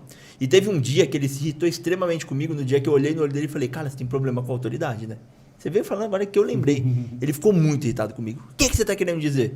Eu Eu falei que você tem problema com a autoridade, porque você é tão autoritário com todo mundo, você deve ter vivido alguma coisa muito esquisita ali naquele momento, que em algum momento da sua vida que te fez dessa maneira. Só que ele tá tão inconsciente que ele não percebe. E ele ficou mais estressado ainda. Eu falei, não vem ser autoritário comigo não, que comigo você não vai fazer isso não. Eu falei pra ele, dei risada ali naquele momento, a gente brincou, e ele nunca mais tentou ser autoritário comigo depois daquele dia. Porque ele percebeu o limite. Nunca mais, ele sempre manteve Porque um tom de você voz. fez ele perceber a existência. Pré-consciência. Então eu digo que a gente aprende ou pela pré-consciência, né, ou pela catarse, que é o mal-estar. Então as pessoas, às vezes, Aristóteles, né, catarse, pré-consciência, Freud. Então, ou seja, ou você aprende pela dor ou você aprende pelo amor. Então, às vezes você precisa perder para valorizar. Às vezes você consegue perceber o valor. E aí você vai para a consciência. Percebo o valor dessa pessoa que está aqui comigo, né? Aí, vou preservar agora essa relação, né? Porque essa pessoa escolheu estar comigo. Gente, ela escolheu estar comigo. Se ela escolheu estar comigo, é um privilégio. Porque eu, às vezes, não gostaria de estar comigo e eu tenho que me acordar e dormir comigo todo dia. E eu não posso fugir de mim mesmo. E essa pessoa escolheu estar comigo, então deve ser um privilégio isso. Eu tenho que, no fundo, ser grato, porque o que é que você viu em mim para estar comigo? Porque eu, às vezes, queria fugir de mim e eu não consigo. Né? Então, assim, é um privilégio. Então, é quando a gente começa a ver pela existência das coisas o benefício e o valor das coisas, isso tudo vai gerar prosperidade, abundância na vida, as coisas vão começar a acontecer, as coisas vão começar a fluir, porque você está com uma energia de atração e você está vibrando numa energia boa, porque a lei da atração é isso, você tem que vibrar naquilo que você quer atrair. Não adianta você dizer, se eu sou rico, eu sou rico, eu sou rico. Não vai ficar rico. Você tem que vibrar na riqueza. Sim. Você tem que se sentir no teu emocional, no teu mental, na toda a estrutura. Você tem que sentir que você é uma grande riqueza. Aí você vai atrair riqueza. Mas isso tem que ser uma verdade dentro de você. Eu sou a riqueza. Né? E não eu quero ser uma riqueza. Porque aí eu não sou. É isso. Isso é uma das máximas da lei da atração e eu estudei bastante sobre a lei da atração. Né? E a gente tem que saber. Mas tudo isso parte sempre do quê? Da minha referência. Não adianta eu querer um helicóptero se eu nem sei andar de bicicleta. Né? Então, assim, vai primeiro aprender a andar de bicicleta. Né? Então, às vezes, as pessoas elas não têm capacidade para poder suportar uma determinada situação. E aí elas ficam querendo coisas que elas não conseguem suportar. Então, eu acredito que todos nós temos que saber adquirir e progredir e expandir a partir da nossa verdade, a partir da nossa realidade, daquilo que eu consigo suportar, daquilo que eu consigo apoiar em mim mesmo. Porque eu acredito que nós temos que suportar a nossa própria existência e apoiar nós mesmos frente a uma série de experiências que nós vamos viver na nossa vida. Por vezes, nós vamos encontrar pessoas que vão nos dar alguns apoios também. Mas nunca podemos querer ninguém que nos dê suporte. Porque se eu depender do suporte do outro, quando aquele outro sumir da minha vida, porque ele vai sumir da minha vida, eu vou cair no chão de novo e eu vou ficar na estaca zero. Então, o máximo que eu posso pedir para os outros é um suporte, porque de repente eu preciso num momento, mas é para eu poder me levantar e erguer e continuar em frente. Eu não vou querer alguém que me dê suporte, porque isso vai me criar uma vulnerabilidade. Então, isso não é bom. Então, quando eu vejo aquelas pessoas que elas dependem muito um do outro, eu sei que lá na frente, fatalmente, vai acontecer alguma coisa. E naquele momento, a pessoa vai ter que voltar para aquilo que ela estava no começo. Então, a gente vê aquela pessoa, às vezes, que ela casa durante 50 anos e aí, de repente, um homem morre ou casa, ou vai procurar uma outra mulher, e aquela mulher, ela volta exatamente para 40 anos atrás, ela não tinha absolutamente nada. Aí ela entra em depressão. Por quê? Porque ela está numa angústia de uma insatisfação, porque ela ficou se perdendo numa série de coisas, mas ela não se preocupou com a sua própria satisfação.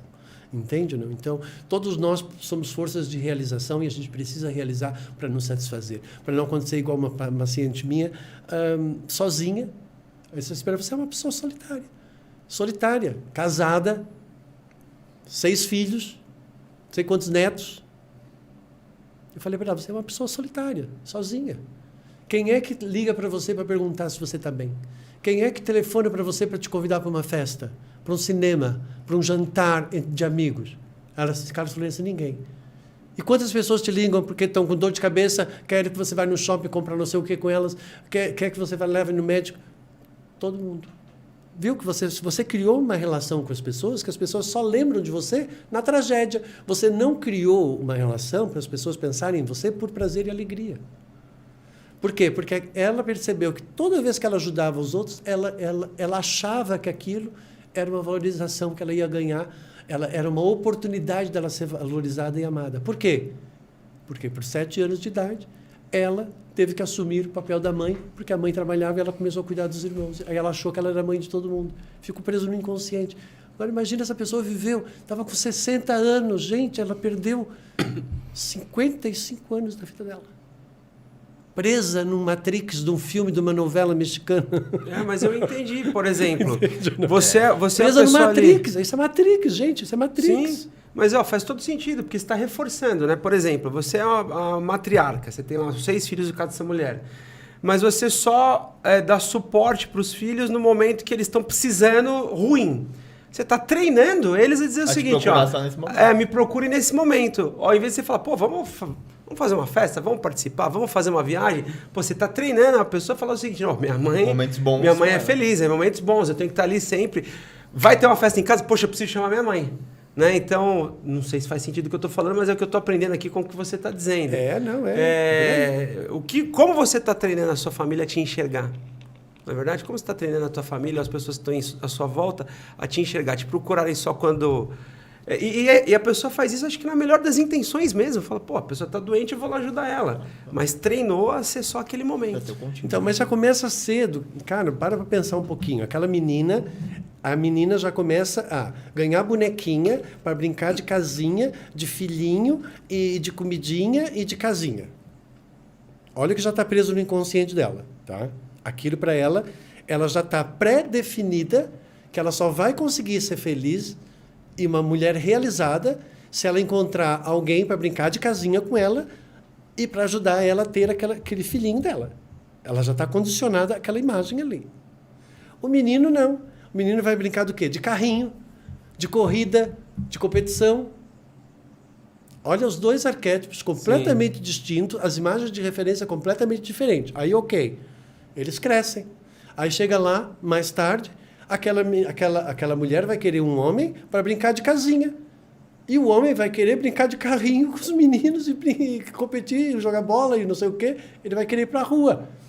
Aí ela vai ficar o tempo todo querendo que ele fique dentro de casa, mas ele quer ir para a rua, porque o inconsciente dele é rua, é brincar, é correr, é competir. Porque ele foi criado dessa forma. Ele não foi criado para ficar em casa brincando de casinha, cuidando do bebezinho. É um porre para ele aquilo, né? Aquilo não é uma verdade. Aquilo é a verdade dela, mas ela sonhou com aquele homem que ia estar junto naquilo ali. Entende? Então ela fica o tempo exigindo que ele se encaixe naquela imagem daquele inconsciente. Porque ela está presa numa imagem de uma referência que ela criou.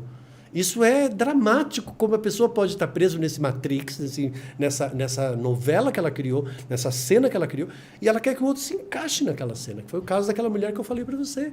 Aí por isso que as pessoas não conseguem ser felizes, porque num primeiro momento a felicidade para ela é conseguir encaixar dentro daquilo que ela leu na revista Sabrina, não sei aonde que ela leu, e ela quer que a pessoa se encaixe naquilo. O amor ideal é aquele, o cara vem, tem que não sei o quê. Não é isso. O amor ideal é a pessoa que te aceita, entende? E aí não queira que você modifique em absolutamente nada e que os olhos dela brilhem quando ela te olha para você. Né? É isso que você quer, uma pessoa que sinta orgulho de estar com você, né? Que ela tenha prazer de estar com você. Então, por isso que eu digo que os relacionamentos eles têm que começar sempre pelo prazer e um bom lazer. Não existe casamento que vá durar se o prazer e o lazer não for algo conjugado entre as duas pessoas, porque é isso que mantém o casamento. O casamento nunca pode ser um objetivo.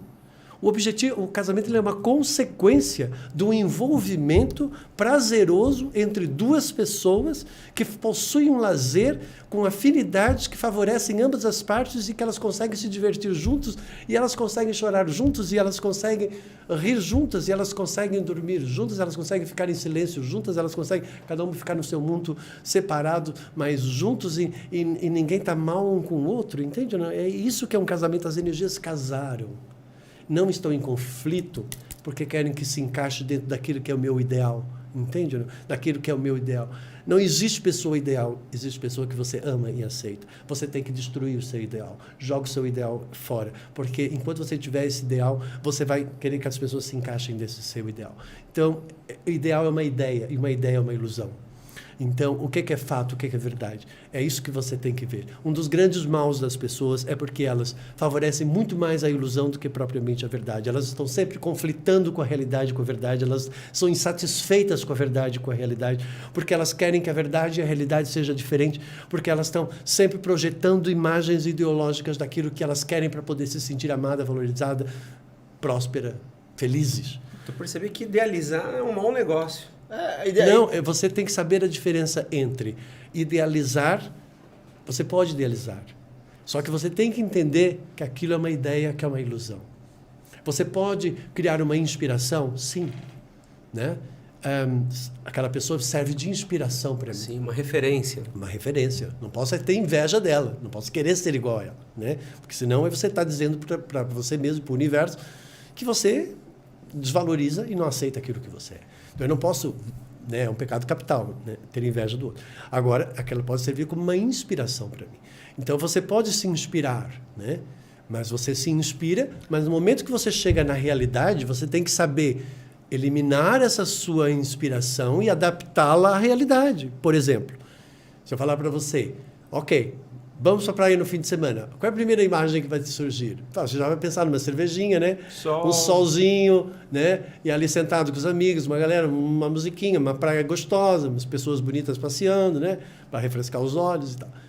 Cada um vai imaginar da sua forma, não é verdade? Aí a gente chega lá, nossa, um monte de farofeiro, sei lá, entende? Um céu nublado. Já pega trânsito, já perde 2 horas. Perde o trânsito, chuva. As crianças chorando, né? Crianças chorando. Sabe? Mas gente, acabou com a tua imagem que você criou. Sim. Aí você vai chegar, aí você volta da praia e diz assim, e aí, como é que foi a tua praia? Foi uma decepção. Foi uma decepção. Nossa, eu detestei. Mas por quê? Porque estava chovendo, porque estava isso. Não foi a praia que te decepcionou, foi a ideia que você criou antes de ir. Sim. Cara, é isso, as pessoas elas se perdem nessas ideias. Então você tem que saber abandonar a ideia e se adaptar à verdade. Por isso que a verdade, ela nunca nos trai. O que nos traz sempre é a ilusão daquilo que nós imaginávamos. E aí estão todas as mágoas. Todas as mágoas que você tem guardada aí dentro de você é porque você queria que fosse diferente. Abandonar a ideia e abraçar a verdade, se adaptar à verdade. É claro. Isso aí, a verdade não traz. Isso aí vai virar um mantra para mim. Entende? Porque assim, uma mágoa, o que é uma mágoa? Eu tenho uma mágoa por quê? Porque eu queria que aquela pessoa tivesse um comportamento que era meu. Uma atitude que seria minha. O único responsável dessa mágoa é você mesmo. Você mesmo criou. Perfeito. Você mesmo criou a mágoa. Perfeito. Não é outra pessoa. É loucura sua. É igual aquela galera que fala, ai, você me decepcionou tanto porque eu tinha outras expectativas com você. Criou mas uma você imagem. é o único culpado da expectativa que você criou, você cara. que criou essa expectativa. Foi você que criou a porra da expectativa, você tá puto com a outra pessoa. É verdade. Você tá maluco, Quem meu? mandou você criar essa imagem e agora achar que eu tenho que entrar dentro dessa tua imagem? Você acha o quê? Que eu sou o quê? Um e como é que eu vou adivinhar, né? Exato. Pior, nem fala, né? A outra tem que adivinhar ainda. Tem essa questão. Não, porque ela fica tanto na cabeça que ela projeta e a outra pessoa não se encaixa e ainda faz a outra pessoa se sentir mal e culpada. Né? Porque as pessoas elas são maléficas. No primeiro momento, ela acha que a pessoa é aquilo. No segundo momento que ela percebe que a pessoa não é aquilo, ela vai começar a querer cobrar que a pessoa seja aquilo. E aí, quando ela percebe que a pessoa não vai ser aquilo, aí ela começa a tentar fazer a pessoa se sentir culpada porque não é aquilo que ela quer. E aí depois, quando ela percebe que ela não está conseguindo, aí ela começa a cobrar tudo que ela fez para a pessoa se sentir que está em dívida com ela. Para conseguir ainda chegar naquela ideia que ela queria. Olha a manobra que a pessoa faz. Caraca, eu já fiz isso. Eu já passei por momentos da minha vida que eu fiz isso. Tô lembrando aqui de brigas com a minha esposa que eu já fiz tudo isso aí com ela, coitada. Desculpa, Pri. Sabe que eu já mudei. E vice-versa, todo mundo já fez isso na vida em algum mas momento. é isso. Mas é por isso que eu falei para você. A única forma de você ter desenvolvimento pessoal é com autoconhecimento. Sim. Não existe autoconhecimento, não existe desenvolvimento pessoal sem autoconhecimento. Então, não existe liderança, não existe evolução se você não fizer isso. Existe adaptação ao meio. Então, assim, tem uma diferença entre ser um animal que se adapta ao ecossistema, que é uma grande maioria, né? E existe aquelas pessoas que realmente fazem a diferença, que elas conseguem evoluir. Evoluir não é se adaptar ao ecossistema. Evoluir é você conseguir transcender constantemente as situações e despertando sempre essa consciência para perceber ação, reação, ato, consequência, causa e efeito. E a partir daí perceber que você é uma força de realização e que você tem que ser uma força de realização que seja benéfica para o próximo. E você é uma força de realização, você tem que se realizar com aquilo que você faz, isso tem que gerar satisfação, alegria, prazer naquilo que você faz, e aquilo que você fizer, você tem que fazer e oferecer para o outro, para o próximo. Então, ou seja, tudo que você fizer em benefício do próximo, você transcendeu você mesmo, você evoluiu. Você é uma pessoa do bem e vai ser uma pessoa agradabilíssima para a gente ter na nossa vida. Senão você vai ser uma pessoa egoísta, interesseira, que só está pensando em você e desinteressante como consequência. Muito interessante. Vamos fazer uma pausa rapidinho porque a gente tem um recado aqui. Sim. Você estudou fora, certo? Você comentou? Onde que você estudou? Eu estudei em Londres. Londres. Você já foi sabendo falar inglês já daqui ou não? Não. Então você aprendeu lá? Tive que aprender na Tá. marra. Você acha que facilitaria muito se você já chegasse lá sabendo falar? Cara, a minha vida ela sempre foi muito diferente do normal, né? Então, porque assim, eu estava em Porto Alegre e de repente eu fiquei doente, tive uma apendicite aguda, fui parar no hospital. E aí no hospital com a apendicite aguda, a minha mãe tinha acabado de separar do meu padrasto, né, do segundo casamento dela. E ela praticamente só estava nós três, ela e a minha irmã. Aí eu peguei, nós tínhamos acabado de vender uma propriedade muito grande nossa, compramos um outro apartamento provisório até construir uma outra casa com que nós íamos fazer. Que ela tinha uma confecção, minha mãe era estilista, então ela tinha lá a fábrica dela. E aí eu disse assim para ela, e aí ela tinha acabado de vender tudo aquilo. Então ela tinha acabado de vender tudo, nós estávamos numa espécie de entre-safra, sabe assim? Aí eu disse assim, mãe, eu acho que nós estamos no momento ideal para a gente dar um pulo fora. O que a senhora acha da gente ir para fora, sair um pouco fora daqui, não sei o quê, porque a senhora acabou de vender a sua confecção, a senhora acabou de vender a sua casa, comprou um outro apartamento, comprou o terreno para construir a sua casa, se a senhora começar a construir essa casa, a gente não vai conseguir sair. Quem sabe a gente vai. E ela topou. Minha mãe sempre foi muito livre. E ela topou. Aí nós arranjamos uns conhecidos que nós tínhamos. A minha mãe já conseguiu um emprego direto na Inglaterra para ela ir trabalhar num ateliê de design. E a gente foi. E você foi com a cara e a coragem para Londres. Aí eu fiz um curso de inglês do CCAA, nem sei se existe ainda, de 3 meses. Fez aqui antes de ir, só para ter 3 o básico. meses. Ali para pegar uma basezinha. Aí, quer dizer, cheguei lá...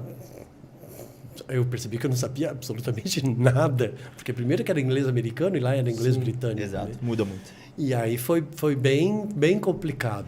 Né? Como a minha mãe já falava um pouco de espanhol e tinha o pessoal que era dessa empresa que era de espanhol, então a gente conseguiu nos safar um pouquinho. Mas eu tive que entrar numa imersão de 6 meses de inglês ferrenho para poder entrar na faculdade. O inglês, até para pedir água, né? O inglês americano water. Ela tem que falar water. Water. E por que eu falei isso do inglês, cara? Cara, porque a gente tem aqui o patrocínio, né? A gente tem a parceiro União aqui, Cultural, um parceiraço nosso. E você consegue se matricular, não passar por esse perrengue, chegar lá num país estrangeiro sem saber falar a língua. Você aqui no Brasil já se matricula e faz as aulas online, né, não, Pedro? União Cultural é... Quantos anos tem a União Cultural? 85 anos. 85 Os caras já anos, formaram então. muita gente aqui. Exatamente. Eu quero trazer uma novidade aqui da União Cultural, que é o curso para motorista. Tá tudo anotadinho aqui, ó, que eu anotei. Então, por exemplo, você que é motorista de aplicativo, cara, você atende ali em aeroporto, você com certeza recebe muita pessoa estrangeira ali naquele momento. Então, a União Cultural, ela tem um curso para você aperfeiçoar e treinar o vocabulário voltado para diálogos simples ali do dia a dia de um motorista, para você falar onde que você vai deixar o passageiro, coisas básicas para poder te ajudar. É um curso rápido, simples, mas que vai fazer você se tornar um profissional diferencial na sua área. Com certeza.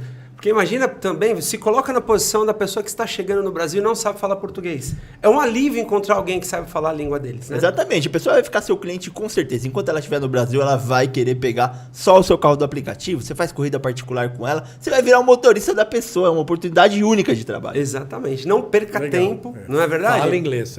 Eu adoro inglês, né? Então... Inglês é extremamente necessário. É ótimo.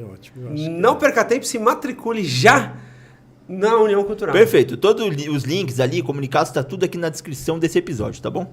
É isso aí. Bora, vamos continuar aqui então, que eu tava vendo aqui, eu tava uma hora mexendo no celular, você chegou a ver isso aqui? Sim. Que ali a gente falou, o método PH Vida, então tem todos os processos aqui, né? Que eu até vou deixar ali na descrição pro pessoal ver. Mas, ó, tem alguns processos aqui que são 8, né? Que o primeiro é foco no indivíduo, melhora das relações interpessoais, que é o que a gente vem falando aqui. Sim. Redução do turnover das empresas, você entra nesse ponto também. É, porque por conta daquelas pessoas que têm mecanismo de autossabotagem, de não conseguir dizer não e acha que tudo como uma oportunidade, e aí elas acabam se sobrecarregando, aí ficam doentes e criam burnout também, que é uma das minhas especialidades. Exatamente, que é o ponto 4 aqui, ó. Trata a síndrome de burnout. Cara, deve ser horrível, né? Uma síndrome dessa de... Então, mas é tudo problema do inconsciente. É o inconsciente. A culpa é... Tanto é que tem uma palestra minha corporativa que é burnout. A culpa é do inconsciente. Olha só. Cara, mas olha que interessante, eu nunca havia pensado, né? Numa empresa onde está todo mundo resolvido, né? Porque a empresa é assim, a empresa vai te dizer, faz isso. Se ela pedir para você fazer aquilo e você achar aquilo como uma oportunidade e não dar limite, ela vai te dar outra coisa para você fazer. E ela vai te dar outra coisa. E quando você vê, você está achando que cada vez que ela está pedindo uma coisa, é porque eles gostam de mim, é porque eles me valorizam, é porque eu sou bom. Não é nada disso. É porque a pessoa tem lá uma necessidade de autoafirmação e ela não percebe isso. E aí ela não consegue entregar nada bem de todas as coisas que ele Não, pega, ele é se taxado de um mau funcionário. sobrecarrega e se estressa, que eu já tive paciente que era assim, né? E se estressava e não sei o quê, acabou sendo demitida, né? Criava conflito com o próprio chefe, porque ela sabia mais do que o chefe, aí o chefe não gostava, porque ela sabia mais do que o chefe. Mas você já tratou em grupo, assim, você chegou na empresa e falou, vou tratar de uma equipe, obviamente Já. não todo mundo junto, Já, mas... LG, Nokia, Bradesco, faço treinamento de grupo. Então você tem que começar pela chefia. Teve uma empresa que me contratou para eu identificar qual era o problema do departamento financeiro. Aí eles pediram para eu fazer entrevista com toda a equipe. Eu fiz com toda a equipe, todos eles passaram por mim. Aí eu peguei e disse assim, eu quero falar com o diretor do grupo. Da área, né? Da área, né? Aí ele disse, não, mas não preciso. Eu disse, não, preciso, é ele que eu preciso. E aí ele veio fazer a aula comigo, né? A sessão comigo. Aí eles pediram para eu apresentar e disse, o problema está no diretor. O diretor manipula. O diretor, ele faz as pessoas se sentirem mais valorizadas do que as outras.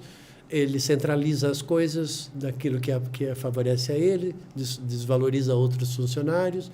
É ele que é o problema. Então, se você quer resolver o problema, resolve o diretor. Caraca, isso é bom também quando você contrata um profissional que ele não faz parte do grupo. Preso com ninguém, acabou, ele cara. chega lá e fala e pronto. É diagnóstico pronto. Assim, ele tem esse grupinho aqui que ele favorece porque as pessoas estão sempre lá bajulando ele e fazem o que ele quer. Aí tem essas outras pessoas que estão lá focadas no trabalho, e aí ele cria esse conflito. É ele que está criando essa divisão no grupo. Mas muitas vezes também é possível trabalhar o diretor para que ele melhore. Sim, quando ele quer, né? Sim. Quando ele quer. Acho que é a parte principal do processo. Existe uma diferença entre líder e chefe. O líder, sim, ele vai querer trabalhar com o seu autoconhecimento, com o seu desenvolvimento pessoal, porque ele é um líder, né? E ele replica a liderança. Né? O líder verdadeiro, ele replica a liderança. Ele faz o subordinado dele virar um líder junto com ele. Porque ele confia no outro. Ele vai passar as informações e ele vai replicar a liderança. O chefe não. O chefe vai centralizar, vai querer dominar, não vai passar toda a informação para o outro errar, para ele dizer, viu como eu sou melhor do que você? Como você precisa de mim? É terrível. É muita criancice. Faz muito mal para o ambiente. É muita criancice. É o chefe. Você não desenvolve equipe, vira uma bola de neve assim. Vira problema, porque o negócio não anda sem o cara e o cara... Não, e às vezes o cara também traz trauma de falta, de vazio, de pobreza, e ele montou aquela empresa, aí ele é o presidente da empresa, mas aí ele não confia em ninguém, só nele. Ele não permite que os outros errem. Não, e às vezes o caminho dele fez ele se tornar assim, né? Como ele falou, não confia em ninguém, ele montou uma empresa... Sempre sozinho. Sempre sozinho. Às Aí vezes quando muita a equipe gente diz, tentando... não pode fazer. Não, você está me atrapalhando porque eu acho que eu posso, não sei o quê, né? Aí você tem que ir lá e passar toda uma instrução. Olha, uma empresa o presidente é o comandante do navio. Você não pode querer controlar todo o navio. Você tem que ter pessoas controlando cada parte do navio. Você tem que estar lá, ó, para onde é que você quer ir. E você tem que perguntar para a tua equipe se você pode ir, se você tem combustível, se você tem condições de chegar do outro lado do oceano, entendeu? E você tem que ouvir, porque você tem que ouvir o teu administrador, você tem que ouvir o teu gestor, você tem que ouvir os teus diretores, você tem que ouvir as pessoas. Sabe que eu aprendi isso na prática, vou tentar ser bem rápido aqui para não cansar a galera, mas é um exemplo muito bacana. Eu trabalhei numa empresa no varejo de material de construção, que não é a mesma que você trabalhou, que a gente trabalhou junto. Muito tempo atrás, 2002, quando a gente saía de férias, eu era gerente, eu torcia para a loja ir mal. Isso era um hábito da empresa. E a loja ia mal, a gente falava, isso é extremamente necessário aqui, tá vendo como isso é necessário? Quando chegava um diretor na loja, a gente corria pegar saco de cimento nas costas e ajudar a levar no carro do cliente. Porque o diretor queria ver a gente pondo a mão na massa. E aí eu fui para uma outra empresa do varejo, e essa eu vou citar o nome porque foi quando quebrou a minha mentalidade, que foi a Riachuelo. E eu fui trainee. Eu lembro que eu cheguei numa loja em dezembro, que foi em Brasília, Conjunto Nacional, e o que eu fui fazer? Estava acostumado a pôr a mão na massa, fui lá dobrar a mesa de polo. Aí o gerente passou e falou, meu amigo, vem cá, você ganha muito para dobrar a mesa. O que você está fazendo aí, cara? Você está ganhando muito para dobrar a mesa de polo. Deixa eu te falar uma coisa. Ô líder, vem cá, você coloca uma freelance aqui para dobrar essa mesa? Peraí, agora. Luciano Ranit, que era o gerente da loja. Vamos passar no feminino. Aqui, tem 2 mesas para dobrar. Líder, consegue resolver? Resolva agora. Vamos no caixa. Ó a fila do caixa, como é que tá. Líder, como é que tá? Não, Luciano, tá voltando 2 meninas do almoço. Agora nós vamos tirar essa fila aqui agora. Vamos pro provador lotado, um monte de roupa para devolver, né, para recolocar nas araras. E aí, não, peraí, já anunciei aqui os setores, isso chegou lá, masculino, tá aqui, ó, leva esse roleiro aqui para devolver. Fomos pro provador, vamos pro estoque. No estoque, tudo arrumadinho, bonitinho, tinha que pinar as peças, né, colocar etiqueta eletrônica para ir para a loja. E aí? Não, tá tudo pinado, essas caixas aqui de masculino, essa aqui de feminino, essa aqui de lingerie. Mandei 2 meninas almoçar, já vão voltar e vão pegar agora o infantil. Ele falou, você tá vendo que uma volta que a gente deu na loja e conversou com as pessoas responsáveis, a gente foi...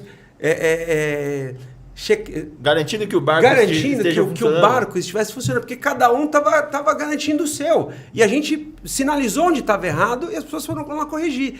Agora, se você quer assumir, você não consegue assumir o barco inteiro. Não. E tudo é uma organização, é uma estrutura. Né? O que é uma organização? É formada por pessoas que organizam coisas. Basicamente é isso. Onde cada pessoa está organizando uma coisa. Né? E cada uma é responsável por organizar aquilo. Se ela faz e desempenha muito bem aquela função que ela tem de organizar aquele setor, aquelas ações dela, a empresa toda fica estruturada e bem organizada. Então, ela precisa todo mundo é importante, desde a pessoa que limpa o banheiro até o presidente, tudo faz parte da estrutura. Eu não posso achar que o teto da casa é maravilhoso. Eu tenho que entender que eu preciso do esgoto na casa. Verdade. Tudo faz parte da estrutura. Então é importante, desde a pessoa que limpa o vaso sanitário até a pessoa que está lá na presidente, porque tudo faz parte do corpo. O dono da empresa ele tem que entender que tudo isso é ele. Ele é o todo disso tudo, replicado de várias formas. Então ele tem que amar, valorizar tudo que faz parte daquela estrutura. E não existe inferior ou não existe superior, porque todo mundo é importante. Por que todo mundo é importante? Porque se não fosse importante, não estaria dentro da organização. Entende? Agora, quando é uma empresa familiar, por exemplo, que ficam dando oportunidades para um monte de gente da família e que acaba criando concorrência depois, às vezes, com um funcionário que às vezes é muito bom nas empresas familiares, aí acaba tendo bastante conflito por conta disso também. Porque as pessoas acham que elas nunca vão ser valorizadas. Por quê? Porque não fazem parte da família. E aí, às vezes, os próprios membros da família, eu já peguei casos de filho querer que o pai morresse para poder assumir a posição dele. Caraca. Grave, né? E o velho que fez a empresa inteira. Entende ou não? Isso deve ser comum, cara, porque... E aí tem aquelas empresas que às vezes a pessoa veio do nada, montou um império e quando chega nos filhos, nos netos, acabou todo o dinheiro. Destrói tudo. Porque não sabe preservar. Por quê? Porque não soube valorizar desde o começo a estrutura, de manter a estrutura. Aí quando ganha, nasce já com aquilo tudo já bem estruturado, não sabe valorizar, cria aquela coisa da vaidade, do ego, não sei o quê. Porque não porque já vem de um histórico, de uma pobreza que levou para uma riqueza, a pessoa não sabe valorizar aquilo. Então há uma tendência, às vezes, de perder tudo. Vai criar um loop que vai cair e voltar para o zero novamente. Caramba. Da história que você falou, lembra o líder que eu falei que era extremamente autoritário? Você não viu agora o caso da Americanas? Americanas caiu. Verdade. Né? Quer dizer, a Oi, também. Empresas acharam que elas estavam e, de repente... empresas bilionárias. Caíram. Então, isso é uma autossabotagem. Tá? Isso é porque tem algum passado de alguma coisa aí que está no meio dessa... Isso tudo é energia, isso tudo é estrutura. Né? E, às vezes, tem famílias, né, que são super bem estruturadas, de repente, desestrutura tudo numa família. Os pais se separam, os filhos vão... Perde, de repente, aquele elo que une... E aí... Porque, geralmente, eu lembro... Da minha, não tem problema não, a família do meu pai. Foi minha avó morrer, acabou, todo mundo começou a brigar, foi uma bagunça, uma zona, ninguém se reuniu mais. Então, ela era o elo de ligação. Né? Tá até rindo lá, minha esposa lá, que é verdade. É porque ela controlava, no fundo, os humores de todo mundo. Verdade. Porque ela era matriarca. Eu ouvia muito, eu lembro que eu era pequeno, eu ouvia, não vamos discutir aqui porque por causa da mãe. Que era minha avó, no caso, né? Os filhos falavam, não vamos brigar por isso por causa da mãe. Foi ela morrer, acabou. As brigas vieram todas à tona, os rancores, as mágoas, e virou uma zona, que é até hoje. Aí vai se separando e cada um vai ficando no seu mundo, né? Aí vai criando também, depois a sua estrutura também, né? Porque vai ficando mais velho. Vai ramificando, né? Vai ramificando. Mas a vida é eu considero que ela é um despertar constante, né, de consciência e nós estamos sempre descobrindo coisas. Acho que o mais fascinante de viver a experiência humana, né, é de você ver a vida como uma grande aventura, né, e você se aventurar a fazer as coisas dentro daquilo que você pode, né, e que você consegue suportar e você consiga controlar, mantendo sempre um equilíbrio com a sua mente, com o seu emocional, com o seu corpo físico, né? Fazendo coisas que você se identifique, que você ame em fazer aquilo que você realiza. Porque o primeiro objetivo, como eu falei, é conseguir né, sobreviver e manter a sobrevivência. Muito poucas pessoas conseguem entrar no terceiro estágio, que é realizar por identificação e satisfação, onde eu consigo criar, onde eu sinto que eu sou um criador naquilo que eu estou fazendo, né? Por exemplo, vocês aqui estão fazendo um projeto de vocês, que vocês estão fazendo um projeto onde vocês se identificam, onde vocês estão satisfeitos, onde vocês lideram, vocês comandam, né? Sim. Vocês estão livres. Vocês fazem isso com prazer, fazem isso com alegria, fazem isso com satisfação, não fazem por obrigação, não fazem por sobrevivência, né? Percebe que já dá um alívio muito grande? Cara, eu nunca consegui fazer nada por sobrevivência e eu nunca fiz nada que eu não quisesse fazer na minha vida. Tudo eu quis fazer e sempre quis fazer do meu jeito e fiz do meu jeito. Então, eu sempre acredito que tudo é capaz, você é capaz de realizar o que você quiser. Você tem que saber como fazer. E a única ausência é sempre o autoconhecimento. Mas você precisa sempre partir do teu ponto de referência e fazer o teu caminho. Não adianta você pegar um cara que está lá na frente, ok, ele teve um caminho, mas às vezes o caminho dele não é o mesmo caminho, o seu caminho. Você tem que, a partir do... Você pode até querer chegar lá perto daquilo, mas não igual a ele. Mas... tenta descobrir o seu próprio caminho, do seu próprio sucesso, né? O sucesso o grande sucesso na nossa vida é a gente conseguir ser nós mesmos, né? O tempo inteiro, né? E aceitar aquilo que nós somos o tempo inteiro, né? E não competir com nós mesmos o tempo inteiro e não criar e eliminar esses 3 arquétipos que nós temos no nosso interior, que é o réu, a vítima e o juiz, né? Porque você está o tempo todo fazendo alguém de réu, você de vítima e bancando o juiz e condenando alguma coisa, né? São 3 arquétipos da psicanálise que nós temos que eliminar dentro de nós, que é o réu, a vítima e o juiz, né? E perceber que você tem 3 verdades. Você tem uma verdade do seu subconsciente. No seu subconsciente, ele se define a partir da forma como você pensa a seu respeito. Como você define você mesmo. Como você define você mesmo, está lá no seu subconsciente, ele vai criar uma verdade e, a partir daí, ele vai reverberar lei da atração e vai atrair isso na sua vida. Você tem uma segunda verdade, que é a verdade do seu inconsciente.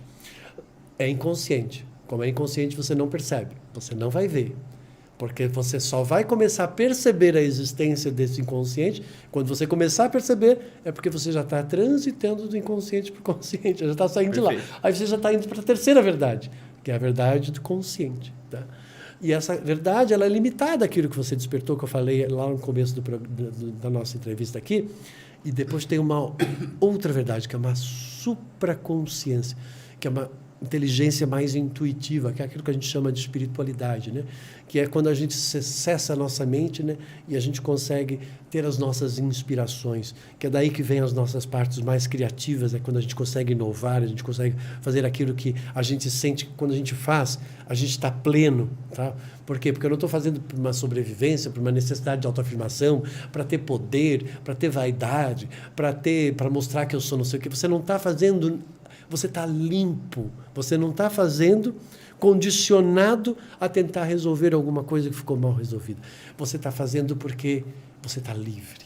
Acho que isso é fantástico, quando uma pessoa consegue chegar aí.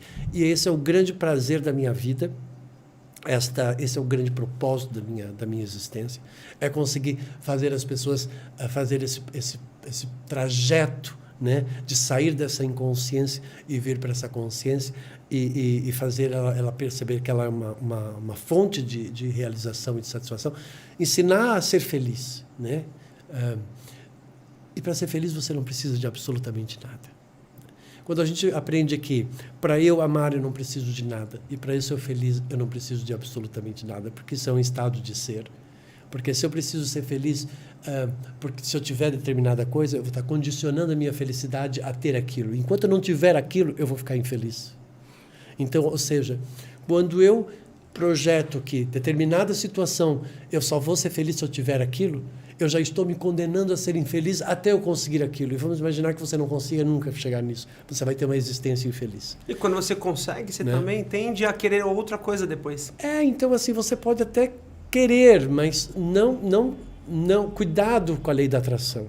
Porque quando eu digo que eu quero aquilo para ser feliz, eu estou dizendo eu quero aquilo para ser feliz. Eu estou dizendo para o universo, para a lei da atração, que eu estou infeliz com aquilo que eu sou. E é isso que eu vou reverberar, infelicidade. Então aí eu vou conseguir uma coisa, eu vou ficar feliz, mas eu não vou conseguir sustentar. Porque na minha base eu sou infeliz, porque eu quero ser feliz. Aí eu adquirir aquilo que me fez ser feliz, aí eu vou ficar feliz por um período, mas eu não vou conseguir manter. Aí eu vou ficar depois infeliz. Aí vai ser aquele carinha que chega assim e diz assim, nossa, comprei um carrinho aqui legal. Ó, muito bom. Aí tu super satisfeito, comprei o meu carro, aí vai lá, tá se achando, né? Demora 2 semanas que você está liberando hormônio ali, né? Porque você vai acionar o hormônio da satisfação, de achar que você é poderoso, fantástico, maravilhoso. Você vai conseguir liberar esse hormônio umas 2, 3 semanas. Chega lá para as 2, 3 semanas, 5 semanas, 1 mês, 2 meses, sei lá, risca o seu carro, pronto. Já começou a riscar a sua felicidade. Aí lá pelas tantas você já vai vendo que... Aí você passa um outro carro assim do seu lado, você já vê que é mais espampanante, mais interessante. Aí você fala, aquele cara é mais feliz do que eu. Ai, nossa, agora eu quero aquele carro. Aí esse aqui você já desvaloriza porque você já quer o outro, né? Aí você fica compulsivo.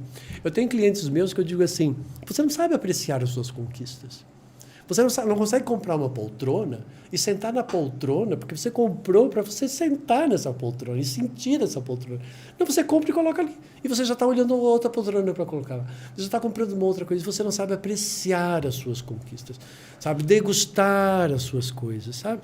E isso não tem preço, porque isso faz parte da vida, né? Então, as pessoas, às vezes, elas não têm prosperidade porque elas não sabem apreciar as suas próprias conquistas. Você só vai ter prosperidade se você apreciar as suas conquistas.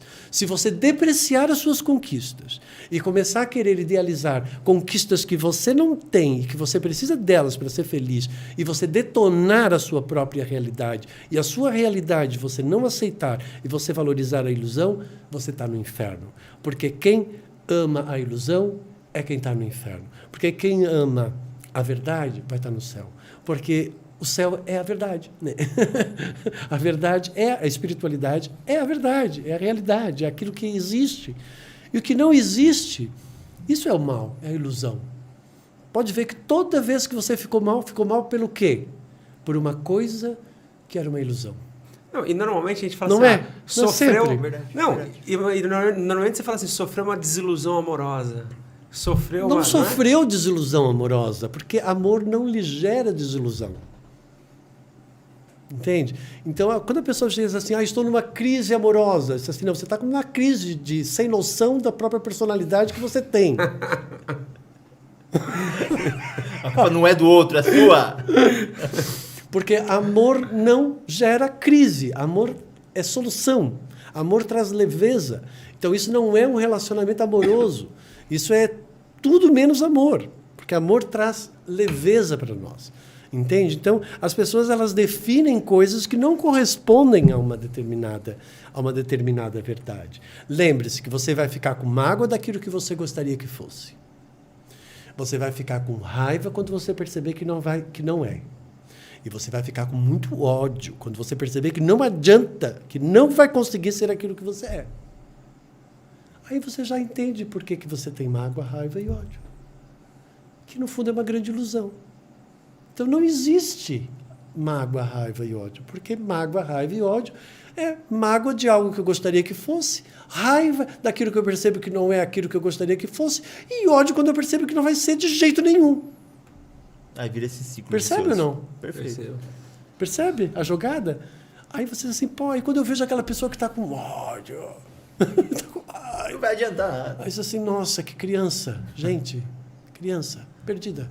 Criança perdida. Não sabe, não percebe como ela funciona. Sim, sim. Né? As projeções que a pessoa vai criando. A Né? consciência, o despertar da consciência, né? É O tudo, autoentendimento, cara, é isso tudo. É tudo, é tudo. Se tem uma coisa que eu estou aprendendo aqui nesse episódio é que, você despertar para sua autoconsciência É o mais importante, né? é fundamental. Verdade. Eu digo que o amor é o caminho e a consciência... o amor é a resposta e a consciência é o caminho. Então, o amor é a resposta. Todas as respostas que você está procurando na sua vida é no amor que você vai encontrar.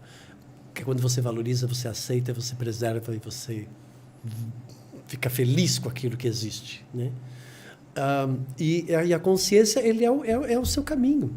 Porque é o seu caminho que você tem que ir. Porque tudo que você conquistar, você só vai conquistar pela consciência. Entendeu? Não? Pela inconsciência você não tem como conquistar porque você está inconsciente do próprio domínio da conquista. Né? É isso. Perfeito. Que episódio legal, hein? Caramba!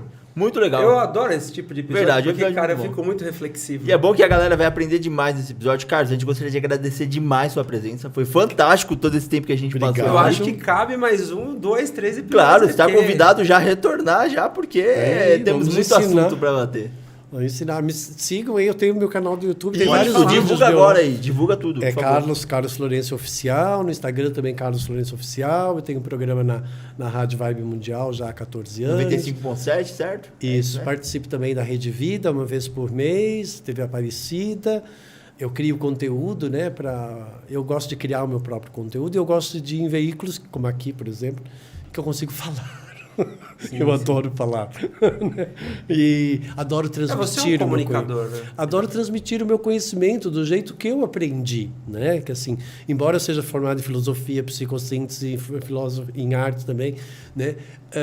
Eu sempre criei tudo. Eu criei, quando eu decidi que eu gostava de espiritualidade, eu criei o sistema de equilíbrio energético. para posicionar, alinhar os vórtices, queria entender a metafísica, aí entrei por metafísica, né, pela física quântica, transpessoalidade. Então, eu quero que você volte para a gente fazer um episódio só focado nisso. Nossa, isso é fantástico. Aí depois, quando eu resolvi que eu era terapeuta, criei o PH Vida. Quando eu fiz a faculdade de filosofia, eu criei a minha vertente filosófica do Tudo Certo. Então, eu gosto de criar. E eu acho que é isso que eu posso dar de mensagem final para todos que estão aqui nos acompanhando. Crie, porque você é um ser de criação. Mas faça isso com muito amor e com muita satisfação, se identificando. Não se venda, não se deixa vender pela sobrevivência apenas. Não se deixa. Acredite que você pode, porque eu venho de uma família muito simples. Lá de Santa Catarina, fazendeirozinhos, e construí, não construí muita coisa, mas construí as minhas próprias metodologias, viajei pelo mundo praticamente quase inteiro, né? Falo 3 línguas. E todo lugar que eu vou, eu vivo muito bem, né? Vivo muito bem aqui em Londres, em Portugal, onde eu fui. E assim, para mim é tudo, nada disso me engrandece, nada disso me faz superior. Eu acredito que na simplicidade está a nossa grande superioridade. E que não existe superior ou inferior. E que você está ótimo para a sua realidade e, a partir dela, tente expandir e seja feliz com ela. É isso. Sensacional. Perfeito. Inclusive, a lei da atração também dá um episódio, né? Eu entendo bastante de lei da atração, né? Eu tive que... Aliás, eu entendo das 12 leis universais, né? Uma delas é a da atração. A lei da atração. Teremos, então, episódios. Porque eu lembro que o dia que eu conversei com o Carlos Florencio, você falou tudo que você conhecia. Quer dizer, você deve ter falado 10% que você conhecia para mim ali por telefone. Eu liguei pro Pedro e falei, cara, eu falei com um cara aqui, que o cara Tanto que ele não soube nem me explicar o que foi. Não, era muito... Eu ludibriei ele. Não, a gente falou assim, pô... Aí o Pedrão também falou assim, cara, a gente vai ter que escolher um assunto, porque ele vai poder voltar várias vezes. Exato, né? verdade. Lembra? Né? Verdade, Você fala, a gente vai sim. poder voltar várias vezes, porque a gente vai explorar cada um dos assuntos. Eu falei, pô, é verdade. E aí você está convidadíssimo a voltar. Quando quiserem, Será um é só prazer chamar. Só chamar que eu venho. Muito obrigado pelo seu tempo, agradecemos demais. Eu tenho certeza que a galera também vai... pela E sigam oportunidade. o Carlos Florencio, porque é fantástico. Germano, como a galera te encontra nas redes sociais? Vocês me encontram no @GermanoOVBK. Galera, vocês me encontram no Pedro OVBK. Gostaria de agradecer vocês, Carlos também, Obrigado. os Kenha e União Cultural, nossos parceiros. Exato. Um beijo, até semana que vem, valeu.